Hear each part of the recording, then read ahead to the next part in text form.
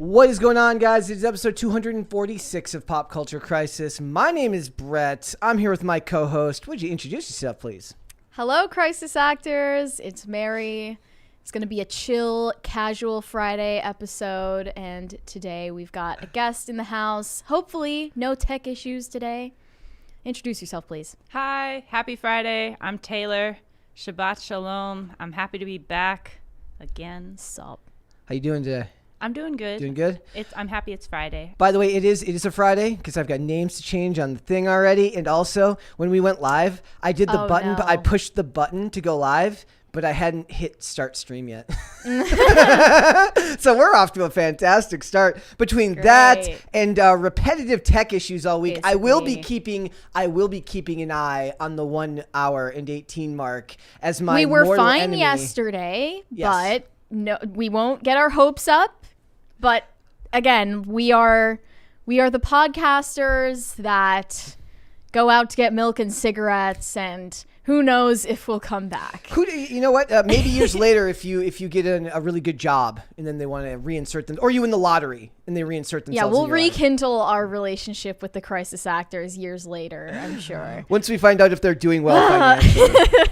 Then they'll be like, you abandoned me and think I'm just going to take you back. It's really traumatic. There it goes. I was waiting for it. I was like, why isn't the money guns not working already? It did. It just worked that time. It worked in the second one. Okay. We're good. Guys, we're off to a great start. A rickety ship that is just making it through the storm. It'll be better next week. Don't you guys worry at all. It's all that type of positive attitude. That's why we have Mary around. She's the positive one. Uh-huh. Yes. So we got a bunch of stuff to talk about. We're going to talk about Marvel fans, and they're finally growing just a little bit fatigued of the 9,872,422 zillion Marvel streaming shows that are being released every single year. There's a strong percentage that are saying that maybe that is just a bit much. So we are going to talk about that. We're going to talk about this clip of Cate Blanchett from the movie Tar that was getting a bunch of play yesterday on Twitter. People talking about what it means. I have some critiques about who they're giving credit to in the headlines for stuff like this, me included. We're also going to discuss the Rings of Power actors and the seethe and cope that is still going on because the show has already failed. It is done. We're waiting for season 2, which will come out like 2 years from now. And the other actors... Everyone will have forgotten about it by then. The actors, however, are still coping with the fact that they were not, that people had questions about who should be in the show. So we will discuss that. We got a bunch of other stuff. There's Taylor Swift news and Podluck. We got a lot of stuff to get into. So Mary, if you're ready, we will get right into it. Are you ready? I'm ready. Taylor, are you ready? Yes, let's go. She's ready.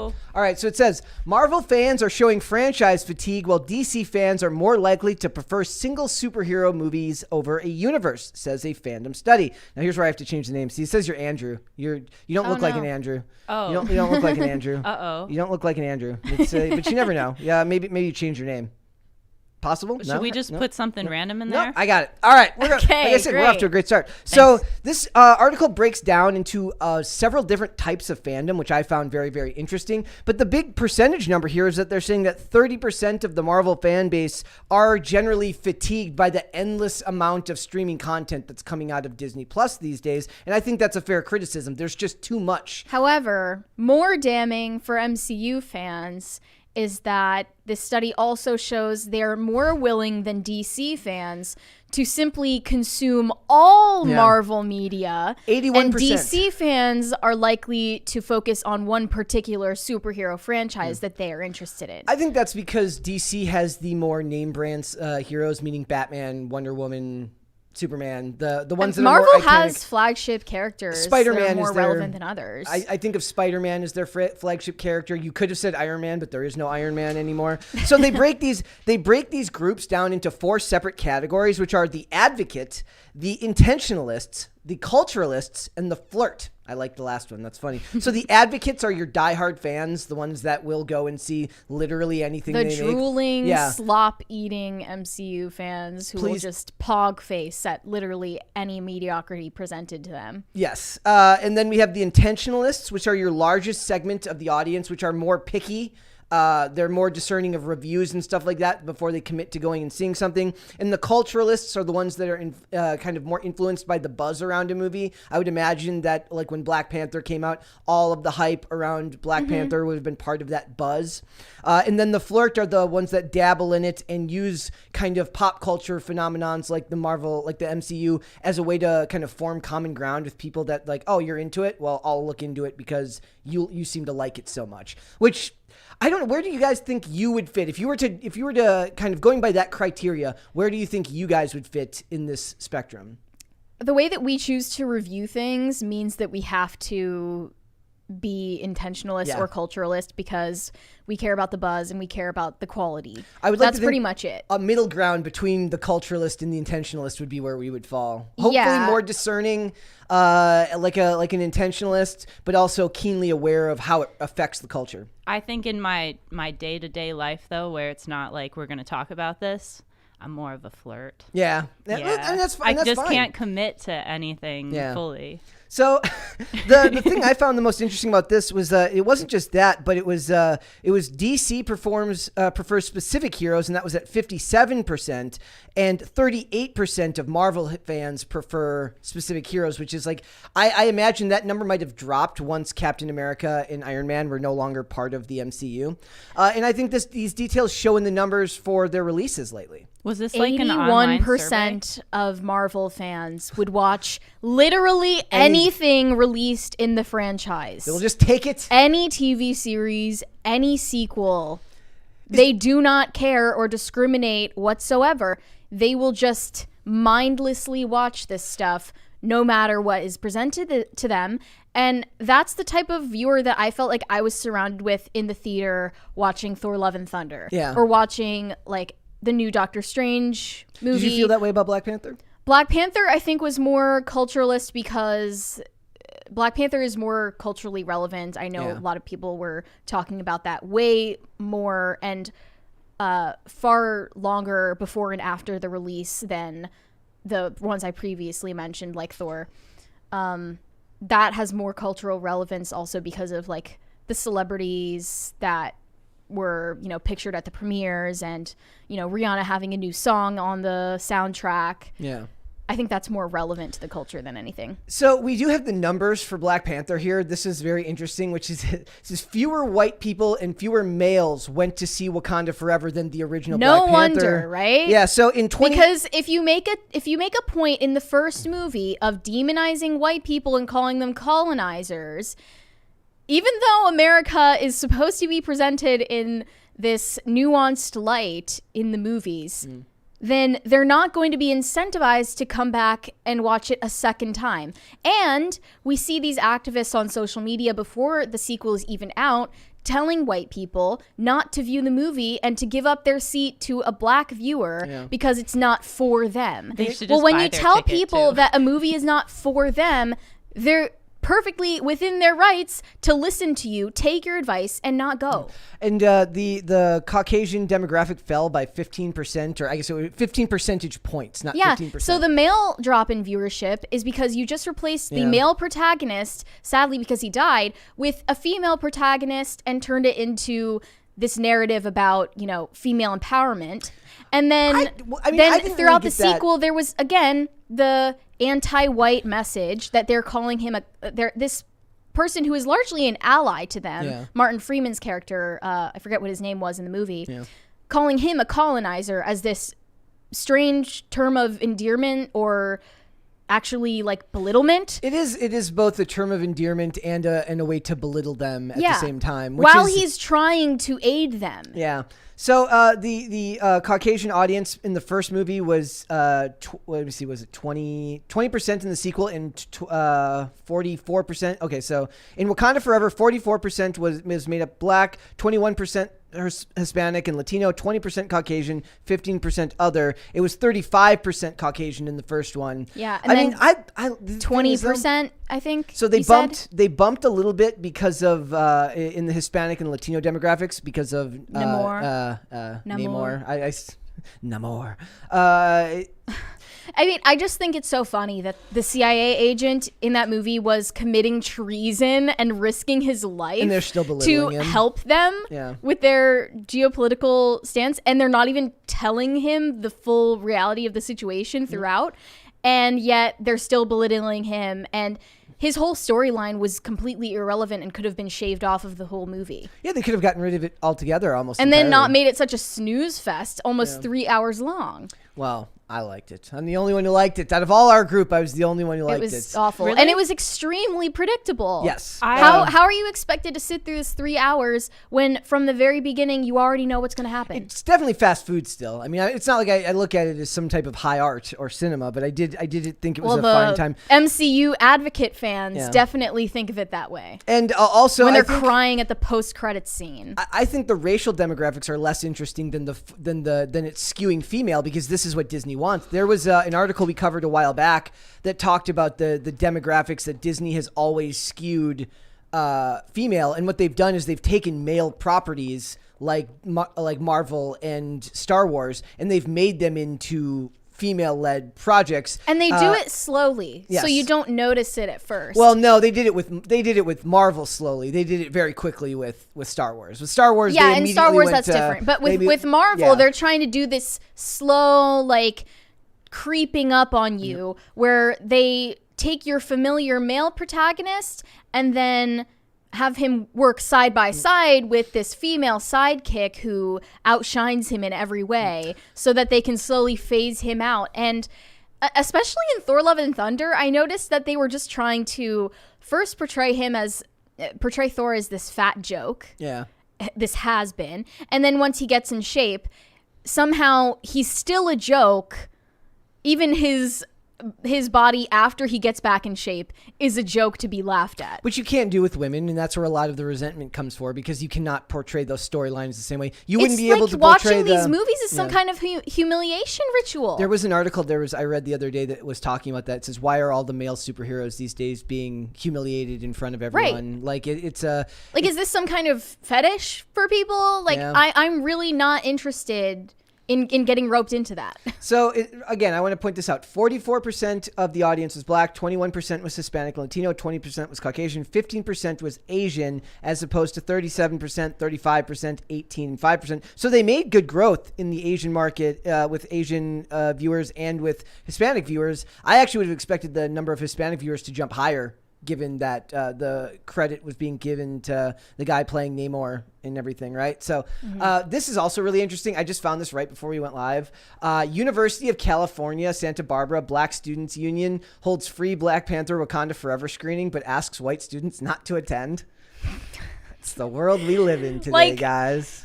Either you are a bad person because you didn't watch it and you're not supporting black creators like Ryan Coogler. Yes. Or you're a bad person because you did see it, and that somehow, some way, actively took a seat away from a black viewer who could have seen it in your place, which genuinely doesn't make sense, and that's not how it works. But the reason I love the language. I'm going to read you what they posted here, and it's really funny the way this is phrased. So first, I want you to keep in mind what they did, which is say, don't come. But this is how it's phrased. They say, we are lovingly curating this space to support and affirm black people and black joy. We ask that our non-black allies support our intention of creating a black affinity and celebration space, reads the event description in the post. The screening of the eagerly anticipated Marvel sequel was held at the local Santa Barbara Arlington Theater. The screening is hosted by a local off-campus organization, and the link you're sent is the BSU inviting its members to attend. And yes, but they refer to it as building community. How are you building community if you're actively excluding communities from intermingling? That's my question. I get that it's weasel words in its language. It's designed to sound uplifting while being simultaneously extremely exclusionary. But that's kind of the idea behind all of it, isn't it? Like, the idea is that inclusion really is just to the exclusion of others. And that's my point. But my point here is that this is why this stuff is so important, because this is a stupid movie about superheroes in a unrealistic world, and it's affecting real racist tendencies here in the real world, where the consequences are very much felt by the population. I really hate that whether or not Marvel intends it, people are going to read this far into Wakanda Forever that it's racial messaging. Like, I see this tweet that says, Killmonger highlighted an internal issue within the black culture that people have been afraid to talk about. And Namor highlighted two minorities fighting because they both want white people to leave them alone. Iconic. Like, could you just sit back and enjoy a movie and like it for what it is? Or does it have to cater to your worldview? Well, especially something that's so blatantly not supposed to be taken that seriously. Or maybe it was. I have no idea at this point. But, like, I am so... like, I just don't want to be involved in this shit show. I could be wrong. I could be wrong about that. Maybe it is. Maybe they're just very, very good that it's supposed to be taken that seriously, and it's just designed through a medium that's literally kind of broken it's kind of cracked the code in something that can have adult messaging in products that are both that is somehow simultaneously appealing to both kids and adults, which allows them to propagate their message out faster and to more people, which is really terrifying when you think about it. One day we're going to watch a documentary, how superheroes destroyed Western society, and we're watching it in real time. I don't need to watch a documentary. Well, maybe we'll be the ones who make it. And it's not just superheroes. Yeah. It's people manipulating these franchises and the fans who are interpreting it this way that are ruining it. And it could be something really fun and lighthearted and, you know, something that people come together to watch and enjoy. Yeah. Mm-hmm. And they hate fun. Oh, they hate fun. They hate real entertainment. If you're talking about it on Twitter, you hate fun. Right. You do. You think the goal would be to make it a movie that all different types of people would go watch and enjoy, right? Right. Regardless of who that's what would make the most money. We're in a post-profit era. We really are, because like a corporation Disney's size doesn't need to worry about making profits anymore, because like we were talking about with like Hallmark, you build your platform off of traditional storytelling that is genuinely popular, and then you twist it into something that it never originally meant. I do have a question for you guys, though. Is there something in your life that you would be that 81% for? Is there anything you like so much that you will consume anything that it puts out? It depends on track record, but like Twilight, maybe. Whoa, exposing yourself here. I don't know. Like I got one. I'll go see any movie that Quentin Tarantino puts out. Okay. I really like Tarantino films for a long time. But also there's. But I've also gone and seen them and been like, that wasn't that good. But it's not like, is there like a franchise? Yeah. The problem is, that's not exactly the same. That's just a Tarantino movie is going to come out like once every 3 to 5 years. You're not gonna. It's not Marvel where you're like, not a volume. You just get done with Miss Marvel, and they're like, fine. I don't have time to Loki. It's like that Wojak meme that's like, sweetie, what's wrong? You've barely touched your Daredevil Reborn series. that's what we're in now. Like, maybe I don't want to eat the slop anymore. I don't want to consume. No, thank you. Consume.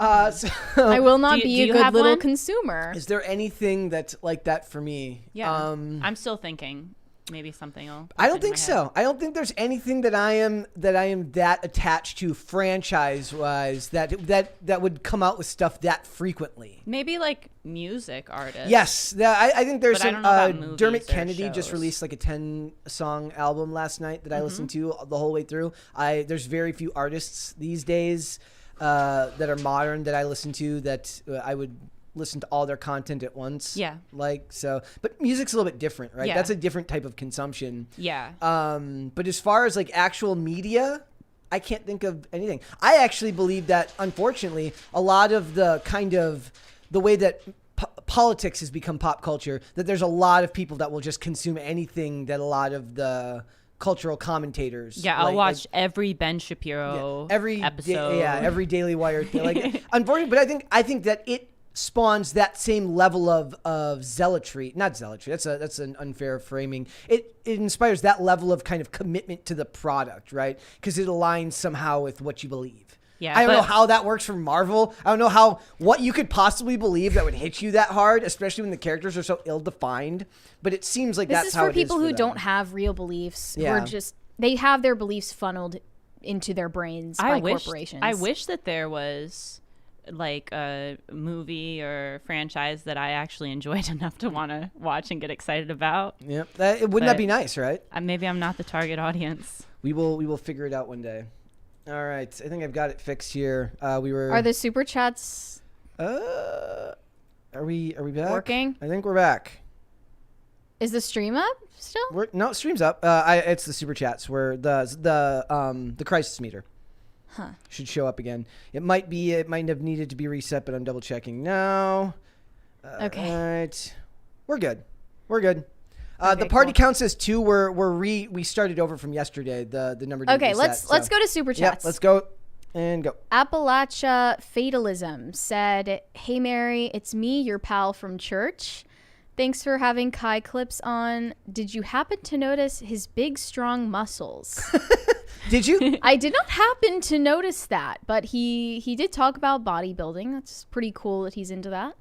Appalachia Fatalism also said, I was watching Kai's show on Cozy, and he liked the idea of you guys getting a Cozy channel. Would Tim Pool, who is the boss of you, ever allow it?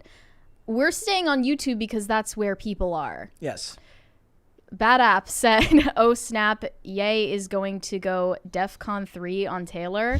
Hopefully he does not know who Taylor is, so he will not do so. It was a quote from Kanye from a while back. I know what it is, but I'm trying to I thought he said it wrong. I thought he said DeathCon. Didn't he say it wrong? Bad App said it right. Ye said it wrong. Johnny Beck said, he gave us a thumbs up. Yeah, according to Kanye, I'm like a fake Jew, right? I don't know like what he that. thinks anymore. The problem is with Kanye. I don't know if he knows what he thinks or if he just regurgitates Farrakhan crap. I think the problem is that he's just he's a little bit his delivery is a little bit incoherent. So yeah, I think also the Farrakhan worshipping is problematic. Right. Caper 2X said, "Hola Taylor." Hola. But Brett, why are we exposing our precious friend to your electronic mayhem and Comrade Mary's revisionists diatribes? Make mine Marvel. What are your revisionist diatribes? I don't know. And what is my electronic mayhem? Is that the stream? The stream was fine yesterday, if that's what you're wondering. So I don't think we should have any further issues. I think what's going to happen here is I think a crisis party is going to go off even before it gets to 100 because I think it didn't reset from yesterday. Oh. So we will see. We will see. Marcos said, in your opinion, how much time must pass before you will experience nostalgia? Nostalgia for right now, you mean? For the time you're in? I think that the limit right now is like 5 years.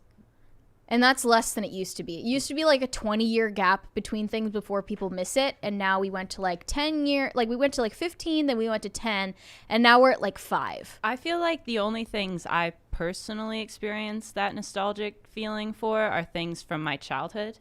Mm-hmm. But I have nostalgia for. See, that was not a full. We'll count it as. I'm saying thank you anyways, and today. Thank you guys because you guys still caused it. You are the best. Anyway. Yeah, I have nostalgia for like 2016, 17. I actually posted. I don't often post like nostalgic things for myself. Like I kind of post some self-reflective things from time to time. But I posted a picture from 2010 the other day because it was from when I was in the first time I went to Spain, and it was just there was something about it, the fact that it was like right as my kind of addiction struggles had started but weren't plateauing. It was probably the happiest time in my life because I didn't realize how much crap I was going to get myself in down the line. And there was just something about it because the picture came up and it just hit me. So I wrote a very long paragraph about it last night. And that's the type of nostalgia I feel. It usually doesn't come for other things. In media, I get nostalgic for the way that certain properties were handled back in the day. But that's more about the overall tone of how the writing was within the whole industry and not necessarily that property itself. I think clothes are my medium for nostalgia. Yeah. Which I was just talking about this very incredibly stressful dream I was having. Please tell everyone nightmare. about this. And Brett was like laughing at me at my expense over this, but I was having this really stressful dream about shopping. Which is the most white Western woman Shopping thing is stressful. I've ever heard in my entire life. It should be relaxing, but it becomes stressful. Okay, and in my dream, I was just walking around these stores that were all set up very nicely, but there was no clothing to peruse, and I was getting very distressed in my dream. Well, is it just because there was nothing to look at? There were no clothes on the racks. It was only on mannequins. And There's probably some psychoanalysis in there. I don't know. Have you ever seen that picture that there is such a thing as like anatomically correct mannequins, like where they have like for guys that show like it's like what they your do shirt that at will look Target like. now. Yeah, it's awful. Yeah, like don't do that. I don't want to see what my clothes would look like on someone who is like 100 pounds heavier than me. Show us what we should be aspiring to. Yeah. Yes. Caper 2X. You mean you don't want to see underwear from Victoria's Secret on someone who's like 300 pounds? mannequins? I'd rather not. No. Yeah. Caper 2X said, since its inception, Marvel has invested in a shared universe. The fans enjoy seeking connections between media. You need to be into it to like it. You sound a little bit brainwashed. Okay. I don't know about that. No, I'm kidding. I almost forgot what I was going to say. I don't know if this counts as nostalgia, but I was at Walmart earlier. Okay. We were getting some prop stuff. And I saw the little itty bitty figurines of Bratz. They remade them? There's little ones. And they come. Oh, the baby Bratz? I don't know. They like come in a little package. I used to have You get those. little accessories, and I completely lost track of everything I was doing and looking for, and was like, "Oh my gosh, it's Chloe! Oh my gosh, it's Yasmin." Chloe was my favorite. Yeah. Or Yasmin actually was great too. I think Yasmin was my favorite. Let's Yeah. read one more, and then we'll move on. Sorry, Brett's like, anyway. there's a lot interpreted by like whether you preferred Barbies or Bratz growing but it up. sucked Okay, me right can you in. tell me what Like, that is before we go on? What made is me that? feel like- What the hell makes Because, you a like, Bratz memories. person as opposed to a? I was actually a Believe Polly it or not, I don't Pocket know anything girl. about this. Yeah. Well, okay. Whether or not you were allowed to play with Bratz dolls growing up, it like shows how strict your parents were. So like my parents didn't like that I had Bratz dolls, but they capitulated. So like none of my friends were allowed to play with Bratz dolls. It was like the bad girls. You know, Barbie. you won't even They were gonna remember grow this. up. They were going to grow up and smoke. Because at they wear crop tops and, do you, and high do you heels even and remember stuff. Betty Spaghetti? No. Oh, I grew up I've on never Betty heard Spaghetti. of that. And then Sorry, I we're getting was off track. We're gonna move on. We're gonna move Okay, on, and okay. we're gonna go on, guys. All right. So yeah, people are like, "What the hell are they talking about?" So we have a clip here. somebody here knows. and This is understands. a clip of Kate Blanchett in the movie Tar, in which she plays a world-renowned fictional composer in the orchestra. It says Kate Blanchett in Tar dismantles woke identity politics, and it says, "Don't be so eager to be offended." The distinction I want to make here is that it's not Kate Blanchett that's doing that; it's the writer who's doing that. Because it's the guy who wrote the movie. Well, you can interpret Yes. something from the fact that Kate Blanchett was willing to perform this monologue, but you don't know what her intention was behind it, if anything. Yeah, but so we're they're just gonna like actors. live react to this Yeah. because she talks very gracefully in this scene, and I think it spoke to a lot of people. All right, so this was on Twitter. You know, as Chong posted this, so we're gonna watch it full screen. She's like not the good guy or the bad guy. It seems to be more of a character study. So Someone quote tweeted this and said, "This character is supposed to be an egotistical sex pest. You really can't make this stuff up." So a lot of people think this scene is being misinterpreted to praise the character. I think the problem with that is that people they're used to like Marvel movies. They're not used to the nuance that's actually required in a piece like this before. She can say something you agree with while not being a good person, just like somebody that you can say something that you don't agree with who is a good person. There is more nuance to the world than that. And I think there's a lot of really, really, really good stuff that was said in there. And I do wonder sometimes, like, if we ever find our way out of the cultural conundrum that we're in right now, will you look back 50 years from now and wonder, like, why was everyone so quick and willing to judge another person based on a bunch of things that they couldn't control? I understand where the critical theorist argument comes from. I understand where they're talking about the balance of power in decades past and the way structures in our society have been set up to help some groups and hurt another. But I don't understand what about that makes people want to use it to objectify, to hurt the people that are of the current standing when class is such a bigger issue than any of that. I think that Cate Blanchett's character is pointing out some nuggets of truth here, and one of them is that people don't have the tools of nuance at their ready anymore to interpret a scene like this, because the superhero movies have kind of dumbed people down to believe that that's what actual human interaction is like. This one tweet says, people saying this scene is being taken out of context are in denial. Is her character a sexual predator? Allegedly, but this scene stands on its own. This is what Hollywood does. They slip in little nuggets of truth in weird places, especially when it's personal. So this might have been some attempt at like calling out people in that industry, and also it's just some very like poignant observations about generational differences, right? This is an older character talking to someone who's probably a millennial or Gen Z. Well, probably Gen and Z. Speaking to like the values that generation holds dear, and they are just, nebulous, vague ideas of acceptance or tolerance that are actually not afforded to individuals. So like when she goes against his ideology, he calls her this vile name that is actually a way to put her down, like, as a woman. It kind of shows his hypocrisy. And, she's also a hypocrite.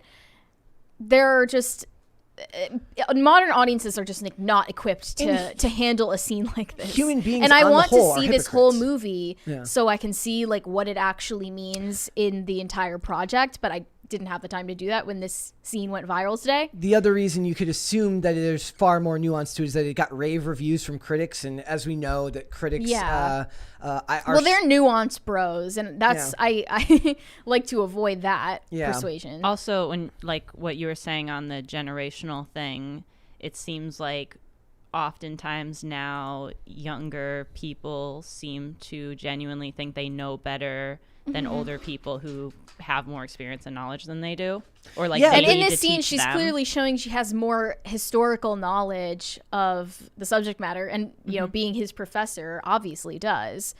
And maybe this is just an example of Hollywood trying to get us to sympathize with a villain again. That's a recurring theme that we've seen across all genres, is that Hollywood is presenting villains or anti-heroes that we're supposed to sympathize with rather than a clear-cut good guy and bad guy. Yeah. So, yes, she's supposed to be at least partly a villain, someone with deep flaws in her character, but you're supposed to accept that still her rant, her observations here in this 2-minute clip are accurate and pointing out other people's flaws. She's still capable of saying things that are true. I hate the idea that for whatever you've accomplished, whatever I've accomplished, whatever anyone has accomplished, that you could boil it down to such boring things as what you look like, your gender, your sexuality. There's actually, I don't know if I mentioned this on air, there's one of the companies that I used to skate for just released a skate that's literally a woman's skate called the Equity. And I found that unbelievably insulting to there's many very successful females on that team that are fantastic in their own right. And in that world, when you skate for a company, your job, you understand, like your job is marketing. It's not your job to be the best. It's your job to You're like a salesperson. You're a salesperson. Your job is to move product. And there are members of that team that are women that are extremely good, that do fantastic things within the community beyond just their skill level, right? It's that they are very good at getting young people involved in the sport and thus buying their products, thus making them very good at their job. I don't know if salesperson's the right word, but you're supposed to like you're part of the marketing department. Yeah. So to make a skate in their honor and then name it the Equity is unbelievably insulting to me and proves super to you condescending and super condescending. And to see that happen to something that I love, in that industry, really does break my heart. And to see how it's permeated everything, even the most, as you would know as well, skating, those communities were at one point the last kind of vestige of what would have been considered punk rock in our society, and even that has been infected by culture war BS. Do you think that it's this crazy scene to is me that the skate community has gone woke? Yeah. Like, that seems like that would be the last group, because it's inherently individualistic. The sports are, because you're not playing for a team, right? So there is but no. that's why you think that people would maintain their ability to think for themselves and not jump into that group think. But with everyone so easily connected now because of social media, and you no longer can just walk away from it, you're now on call 24/7 to be judged. So there really is no individualism unless you're really, really willing to go against, what's being said currently in whatever industry, whether it's skating, whether it's acting, whether it's bowling, whether it's whatever you love to do. Imagine there's wokeness in bowling. I think a lot of people think that there would be consequences, even though they have different views. Thank you. That's the real one.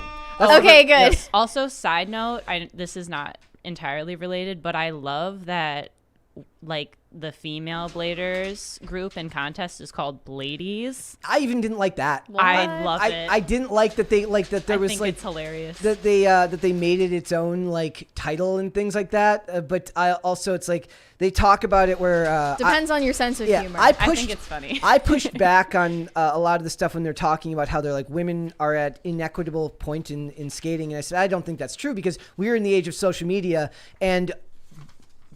This isn't meant to be rude to anyone, but the women develop massive followings based partially on their talent, but also how they look. That's just a fact of life. That's true in skateboarding, too. If you're a beautiful woman. There are exceptions, obviously. If you're, and yes, not all of them. In fact, one of my favorite skaters is a woman named China Weirstall, and she's very, very, very good no matter what her gender was. It wouldn't matter. So I feel like it does a disservice to the community to say that they need to be given some type of lift up, boost upwards because they can succeed all on their own. I have a question about this scene. Do you think that it was written to condescend to the people who were going to inevitably interpret it as based or whatever, like something that agrees with my ideology? I like it no matter what the nuanced actual context of it was. Like, I see this tweet that says, right-wing demagogues thinking Tar is based is about as awful and as usual totally missing the point as Joe Rogan manosphere types thinking is it Triple R? Triple R was a return to traditional masculinity. I would hope that the writer, my hope would be that the writer didn't think about that at all, that he just thinks of it independently as a scene unto itself that's part of a larger story, and that he wasn't giving it any type of cultural context other than to tell a good story. You have to understand a surprising amount, though, about our modern culture in order to even write this rant. Well, you have to be able to step into the shoes of the anti-woke crowd in order to write this out in such an intricately worded, graceful way. Back in the day, that's what writers were. Back in the day, writers did exhaustive amounts of research. That's called empathy. And got very good at writing perspectives that they didn't necessarily agree with. The show Boston Legal, there's an amazing amount of liberal and conservative back and forth. Even though it's presented from a mostly liberal perspective, they never demonize the conservative characters or make them out to be awful people. It feels like scriptwriters don't have empathy anymore. And they have it's anger. really hurting the output that they give to the public. And when the public supposedly misinterprets what they're putting out there, like with The Boys. Yeah. When people liked The Boys for what they thought were the wrong reasons, they came out and threw vitriol and spit acid at their own fan base for that. That's what we were talking about. You don't get to control how people interpret your art. Yeah. After you put it out there. Once you put it out there, I think that's a good thing that people are going to interpret it different. And also, like, you should be able to have a scene and people not think that this is necessarily your views or that you're trying to make a point. Like, just enjoy the movie sometimes. So it says Breitbart News recently reported that Oxford academics recently complained that Western sheet music is tainted by its colonial past and would be a slap in the face for students as it has complicity in white supremacy. There is a natural. How deranged do you have to be to think that? Absolutely, I think bonkers the people who are mentally ill. saying this are the people who need to sit down and listen to some classical music the most. Seriously, they love the idea of erasing Eurocentric history, which is funny because they're at Oxford, right? Well, I mean, that's what we see when they're inviting freaking Danielle Bergoli to speak at Oxford Union. They don't care about the institutions that got them where they are, that gave them the prestige they have. They want to tear them down from the inside out. So, I mean, I just wonder what Cate Blanchett thought about playing this character who would say something like this and how she interpreted it. And I wonder, like...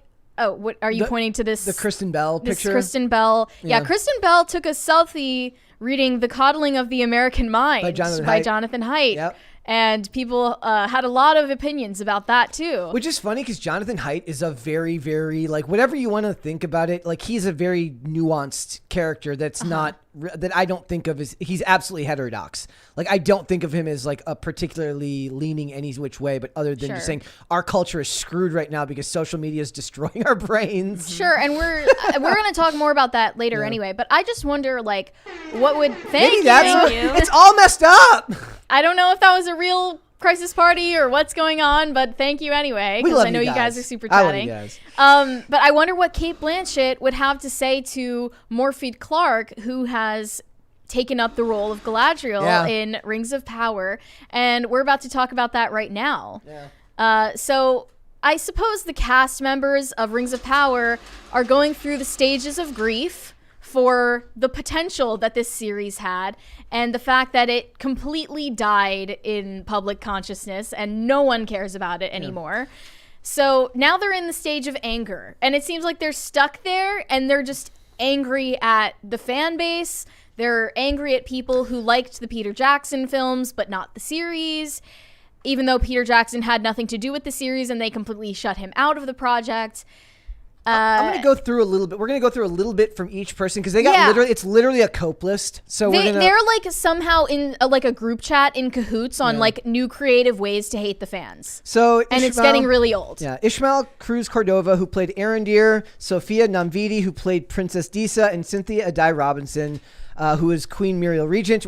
Queen Regent Muriel. We're gonna go through a little bit from each one. So Cruz says the fact that the attention was shifted towards the shows shows you what the power of the show a show like this is. The fact that it hit that nerve and that our being in it created such a response just brings attention to the greatness of fantasy, the greatness of Lord of the Rings, and why it's actually good that we are here. I actually think there's a fair bit in the middle about the importance of fantasy, though I think he's kind of weirdly because they already pointed out that they think the entire fantasy genre is tainted by the fans who ruin it for everyone by being racist homophobes. And it's like, I'm sorry, where's the evidence? Here's the second part. He says, did it become a bit too much? Absolutely. It's taken airtime from the depth of who we are as artists, but it's from the depth of who we are as artists, which I don't know what that means.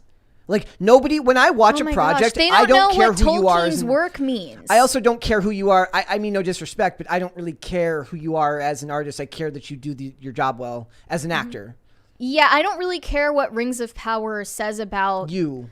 Our culture. I don't care what it says about the showrunners or what it says about the actors and actresses playing characters in it. I care about whether it's enjoyable to watch. And it was a snooze fest start to finish. It says, but it just shows you where we are in the world and how much work we still have to do. Remember, in the world of progressivism, it's never enough and there's always more that needs to be done. They're constantly excavating. They're basically like excavating J.R.R. Tolkien's dead body from the ground and like defiling his body and his body of work. Really, they don't understand what Lord of the Rings meant to people, and that's why they're so disrespectful to the fan base. There's a linguistic part here at the end that I think is really funny. He says, I'm just grateful that that it's us who are able to recalibrate, break form, reshape, and make history. No, what you want to do is reshape. What are you even talking about? You want to, no, I think they're not making history, they're reshaping history, and those are very different things. Right. It's not creative. It's destructive. Exactly.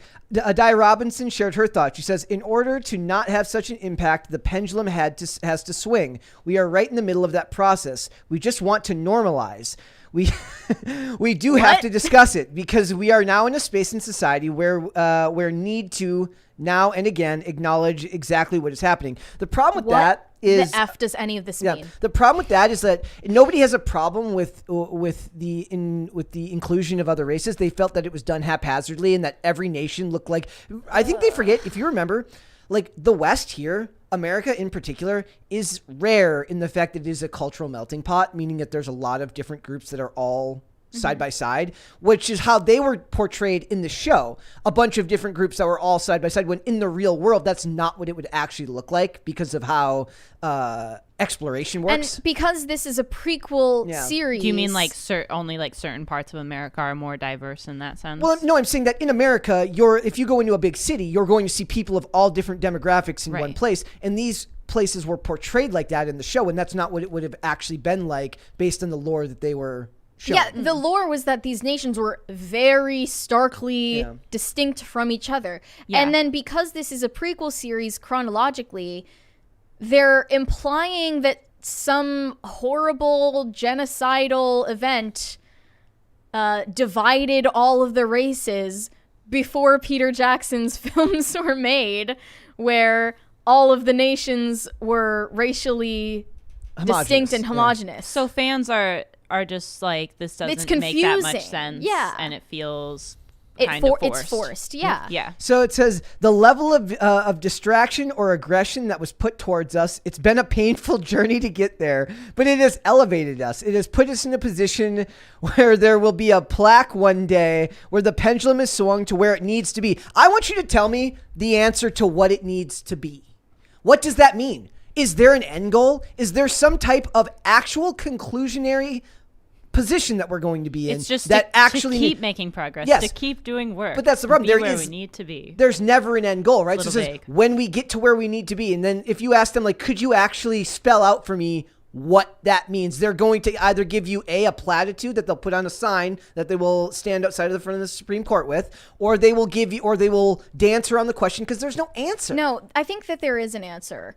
But it's not one that they're not going to say out loud because it's extremely violent and hateful, and it's exactly everything they accuse us of being. Yeah.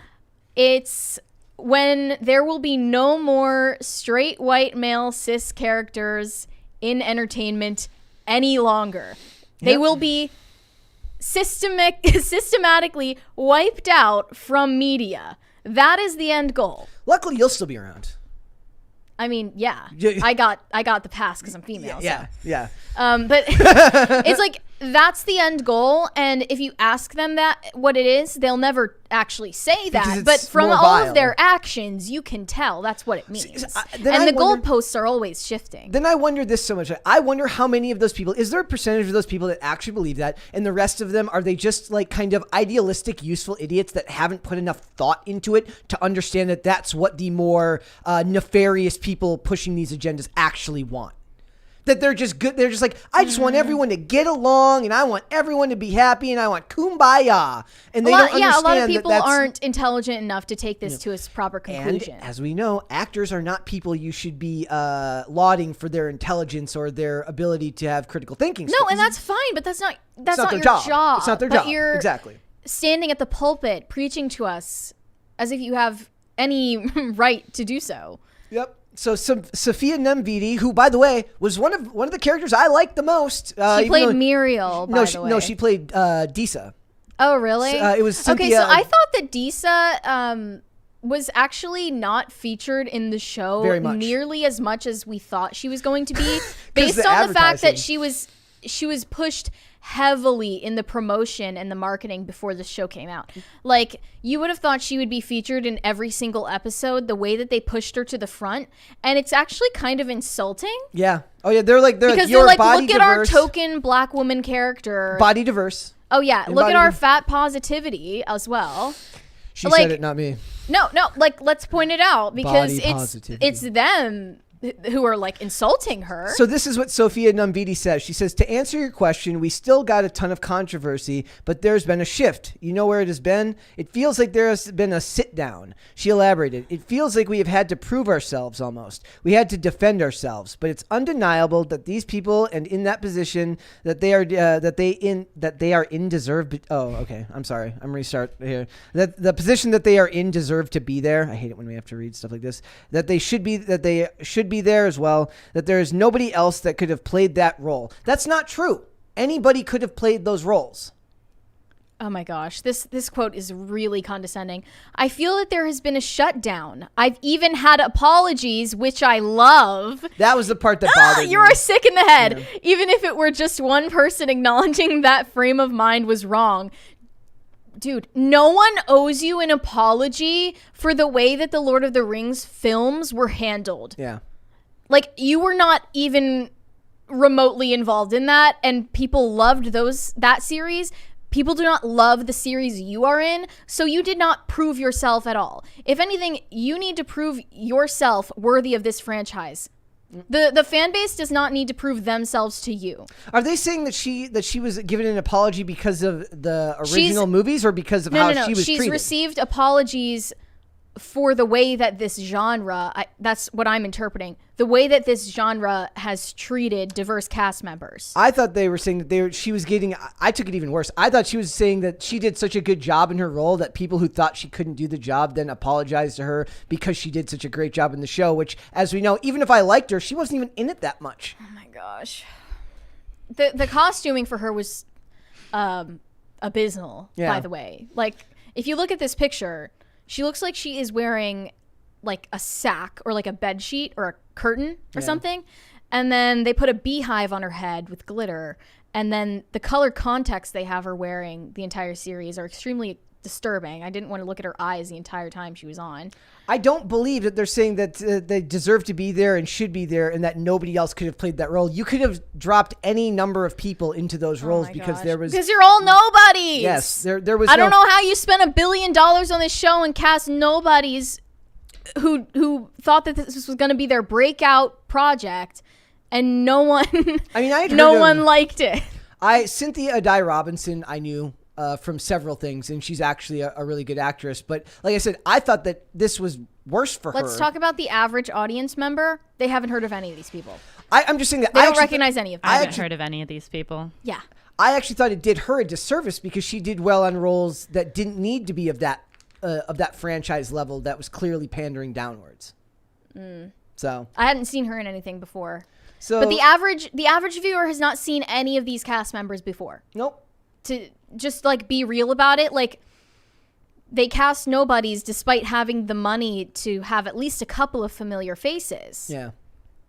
This seems all like a money laundering scheme to me. Well, maybe it is. That'd be cool. I genuinely think it might be a way to like avoid taxes for Amazon Prime. It's like them and like they're trying to get this as a tax write-off, right? That's a fantastic idea.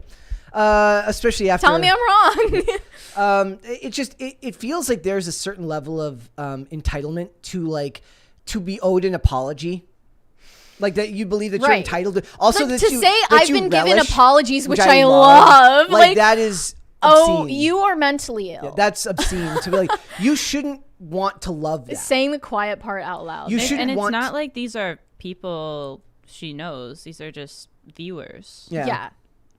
What's it matter? Also, just the way that they're framing it as if like what they've had to deal with is some kind of huge undertaking when it's really just people being mean to them on the internet. In which case, just close your computer, just turn your phone off. Man, I love when people are mean to me on the internet. Some people learn to like embrace the fire. I was raised in the streets, internet speaking. Let's go super chats. Joseph said, I didn't stop watching MCU for woke nonsense. It's And then he sent an emoji that was like the snoring emoji. Yesh said pee pee poo poo doo doo beep bop. That is all. I wonder what that means. Is that like a hybrid? Yes. 1,000 Foot Deep End said, theory, the purpose of the woke chick telling white people not to see Wakanda Forever opening weekend was a subtle ploy to turn white people off from the movie entirely, thus proving they're racist. Thoughts? It's all just traps that you're meant to fall into for listening to them. I don't know. Like that girl looked like she believed every word of what she was saying to me. I mean, the glasses did it for me in that clip. Did they do it for you, or did they do it for you? No, I'm saying that it proved that she was like that. Like the glasses proved it to me. Hobbit said, PCC is so diverse. I don't know any other show that has ghost girls hosting them. Very progressive. Yeah, I'm a whole different... I'm on a whole different realm of ectoplasmic. Mm-hmm. Yeah. Nobody's got diversity like this. Yes. Waffle Sensei said, shame kinking and racial segregation, welcome to the new world, is a simp wonderland. Hashtag bad app likes the shame kink. Like, at this point, you have to wonder, like, why are you going to Marvel movies that just, like, cause you to feel guilty for existing? I mean, like, it's just self-flagellation for a lot of these people, I swear. But that is also a lot of, like, we're looking at it from the perspective of people who are kind of paying close attention to the culture war. Not everyone. You don't need to pay close attention to realize that the black character is calling the white character a colonizer. It's right there in the open in your face. I just don't know if the average person who gives more people the benefit of the doubt would say, like, oh, it was clearly a joke. I mean, even if it was a joke, which I recognize it was a joke, there is a purpose behind the inclusion of that joke. Yeah. And it's belittlement. It's division. Someone said, okay, who is this person? I need to stop watching YouTube. Said, many people are profoundly, hatefully jelly of white people. I mean, I can't speak to what their intentions are, but I'm sure some of them are. Luis Aguilar said, PCC guest recommendation, Richard Ratboy of Flecka's Talks Pod. Okay, so we have to look into that. We'll take a note of that. Rob Morgan said, Marvel is on the woke merry-go-round. America Chavez had 2 moms and just needed a father figure support. And Wakanda Forever had a border invasion. Yeah, Wakanda Forever is kind of paradoxically pro-wall, huh? Yeah, well, the first one was as well. Yeah. Potatoes for Seamus said, remember, if you say cheeky Mary 3 times, Ghost Girl will come out and push carts all over a busy parking lot. Also, hi Taylor, how you doing? Hi. Well, the real question is, would you also do it if it wasn't a busy parking lot? That's ideal, right? No one to catch you. Perfect. Shimmy Shelley said, woke are turning soups into, like, superheroes, not soups, into a secular pantheon. Very true. And it is sad because I do think what was the one we were talking about the other day where you said I don't know if that is necessarily woke because they swapped something out. What were we talking about that day? I have no memory of things we talk about after the day it happened. But it was something very specific where I said it didn't feel like and I said it was absolutely because just the fact that they swapped it out for somebody that was. Was it like switching out a male character for a female character in like something specific? Yeah. What was it? I don't remember. We're brain dead right now. It's been a hard week, okay? It's been a rough week, guys. Anybody in the chat remember? Yeah. Big Dave sent us 99 cents without a message. Thank you. Big Dave is very he's much very strong. He's a strong silent type. He never says anything. Christopher Miliante said, lies, Brett, you would go see all the Fast movies. It's true. Why is that? You have franchise loyalty. You're an advocate. Never mind. You're absolutely right. That is a fair point. I will say, however, that if they make the Fast and the Furious Girl Boss edition, I will not be going to see that. Isn't that happening officially? No. Or was that just a rumor? That was like they're still pitching that idea. Okay. And I will not go see that just because it's inherently political and Brie divisive. Larson is in the next one, so I'm still figuring out how I'll bring a barf bag. It'll be fine. Okay, cool. Johnny Derp said Mary woke up too soon. The nightmare continues. After leaving the empty store, she waltzes into the parking lot to be accosted by sentient carts. See, yeah, that's the real question. It's like, No. you're inside a store. No, I was that's at causing... I was at a mall, so no shopping carts. No shopping carts at the mall. None to be seen.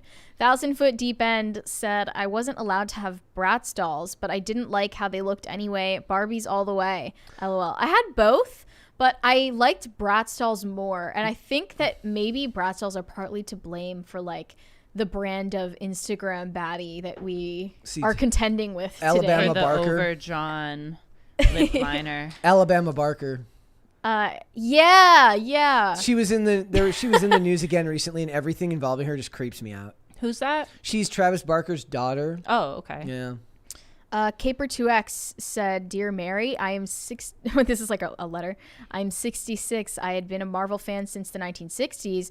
That also gives me greater tolerance to today's mismanagement until it changes. I wouldn't count on it changing. Well, though. what he says is like they've had their ups and downs through various generations and ages before. So he's got not like this. He's got more perspective that time eventually, the pendulum always swings back the other way, and it'll catch back on and hopefully fix itself.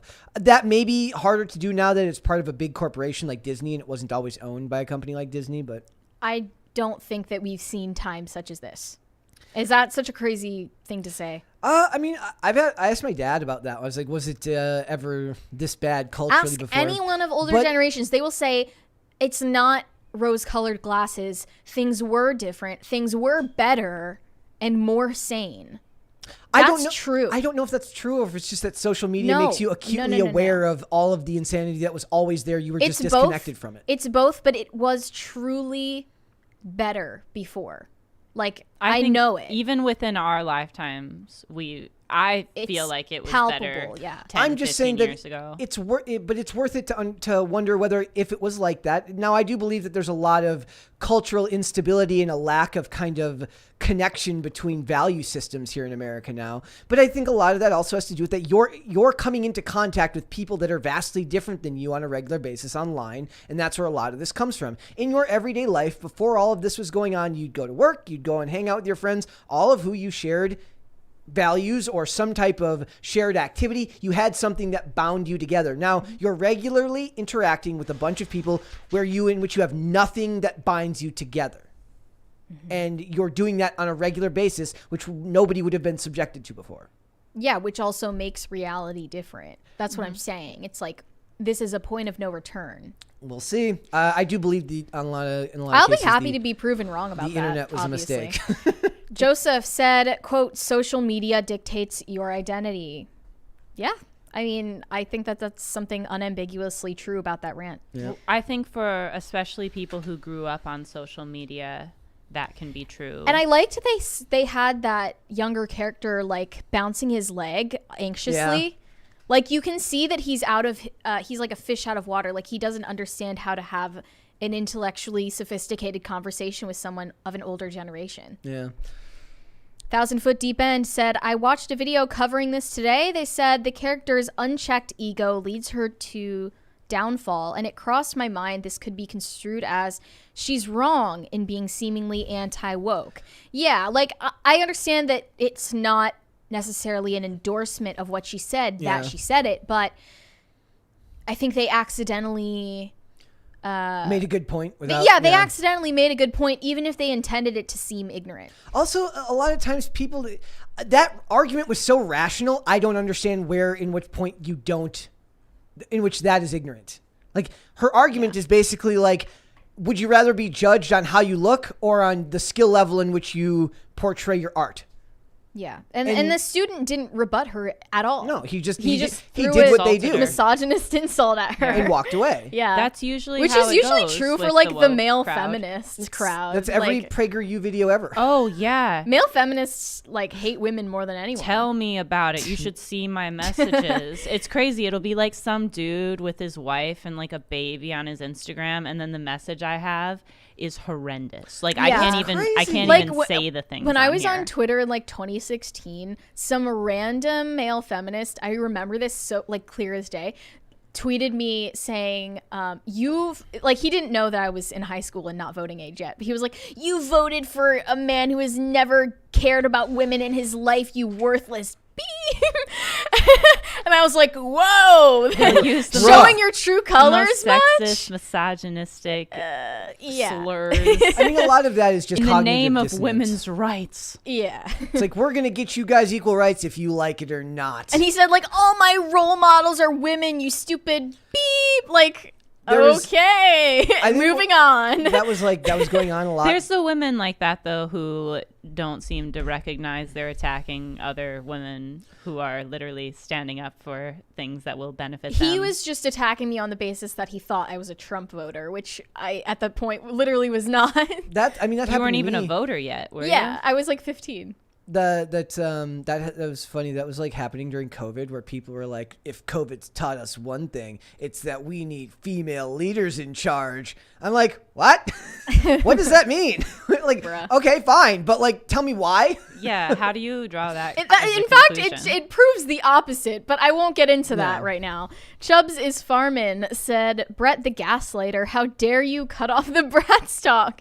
Us men might have actually learned something about women. Guys, finish your discussion. I mean, I hoped you guys learned something from that. I certainly didn't. Waffles Sensei said, on behalf of all naughty talking based humans on the internet, I apologize to the not very notable woke legion. Now set my people free.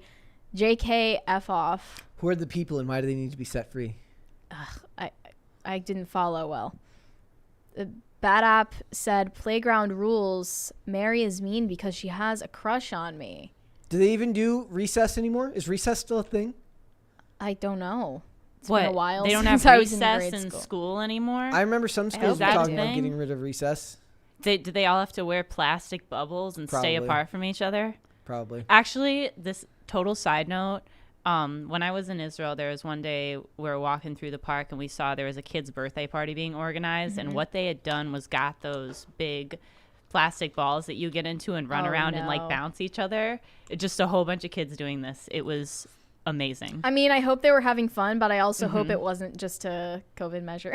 No, it was just like parents were like, okay. how are we going to keep 12 kids distracted for 3 Okay. hours having Yeah. fun and wear them out? And it was Thank you. awesome. Have you ever seen the Like video? I would do that for an adult birthday party. Have you ever seen the video where it says like me at my dream job and it's a guy, it's a bunch of kids in an ice rink and a dad on the ice rink with a ball with like a beach ball and he's just kicking it and knocking kids over. Oh yeah. It's like that guy at the ice rink who just like throws the shaved like ice on people, Yes. like with his skates, Or the As- ones where just, like shoves it onto somebody's children. riding away I from hate landing a trick on a skateboard and they like scoop up a little kid Yeah. who gets in their way and just take him with them. Happens at skate parks regularly. Yeah. Because kids just walk in the middle of the park because their parents think skate parks are just playgrounds or a place to leave their kids. It's a free daycare. Yeah, basically. Probably some dangerous people there. Oh yeah. Yeah. It depends on the time I of day saw and like, where you are. at the new skate park we checked out. Yeah. I went back there last weekend and there was like a crazy guy on drugs screaming at all the skaters Ugh. like, you're not even a good skater, you don't even skate for you. And I love it. I was like, why? I'm like, how about you try it? Why dude? is there always a guy like this here and why is everybody okay with it? Maybe they're not okay with it, but you can't exactly do anything about it. Can't do anything about it. Well, somebody was like, Mike, you got to get back on the meds. And he finally left, but Well, that's I've also- seen this so many times. The nutty person at the skate park is absolutely a trope of the location, but it's like you kind of get used to it after a period. I always skate parks with my headphones on, so I just, Maybe I I'm never just pay hanging attention. out at the wrong skate Are This they park. like- guy's just accosting they're- you from the sidelines. You have no What? idea. Yeah, I was But like, what? why do That's they funny. have to put like a really good bowl in an area that there's going to be sketchy people Because wandering it's cheaper to around? get that real estate. Probably. Hobbit said the Rings of Power crew could learn from Big Dave. Yes, so right. true. Shut up. But we'd be open to hearing from Big Dave if he ever wants to talk. I wonder if Big Dave just he has a lot. Like one day he's gonna like write a really long one, like max the He's gonna characters go out. off. Yeah. Yeah. Bobcat said, "Oh hey, it's the lovely ladies. It's a good day." Yeah, it's us. That's why we have him around, guys. He's talking about you, Brett. No, I'm just Oh, is that me? I am multiples? That's amazing. Raymond G. Stanley Jr. said, the self-flagellation and narcissism of these Hollywood nobodies is next level. Hearing them think of themselves as world changers gives me a headache. I do wonder. Agree. I do wonder, though. I will be fair. I do wonder if, like, the format of the interview kind of inspires you to act like that, to behave that way, to talk that way. Like, I don't imagine most of them talk that way in their everyday lives. But when you're getting all of the press and this reporters gassing you up and making you feel like you're the greatest thing that ever happened in the world, and you feel like waxing poetic about all your struggles. And remember, we've talked a lot of times about how the reporters lead the questions anyways. And no, because they're manipulative pieces of garbage, the reporters, that they want to get them to these answers because they know what they want to write in these articles. So yeah. I do try to take all of it with a grain of salt. Waffle Sensei said, Bree, just remember when you had to go find your friend Tommy from elementary to give you the cheat codes book from GameStop so you could memorize the codes for a game. Tell me those days weren't better. I did see a thing the other day where a guy, like, it could have been staged, it could have not been staged, but a guy goes like, I just found my old wallet from junior high, and he opens it up and it's got all of the finishing moves from Mortal Kombat 1 in it, written on a piece of paper, folded in like the pocket. That's funny. That's nostalgia. Fun fact, did you know in my lifetime when I was younger, I lost my wallet 7 times and it got returned to me all 7 times. Like before oh yeah, you mentioned that. At one point got mailed back to me from Detroit with IOUs for what they spent the money on. It was like strip club, Dunkin' Donuts, strip club. It was because it was... That's cold. Yeah. Well, I mean, I was better. Like, I do consider that if you lose your wallet, you don't get your cash back. You shouldn't expect to get your cash back. That's your moron. You shouldn't expect it, but it would be ethical to return it with the money. The moron tax is that you just like I don't expect the cash to be in there. But that was when I was much younger. I have not lost my wallet in many, many years. But my dad had to teach me hard lessons both about my glasses breaking and losing stuff when I was a kid. That's why I don't carry cash at all anymore.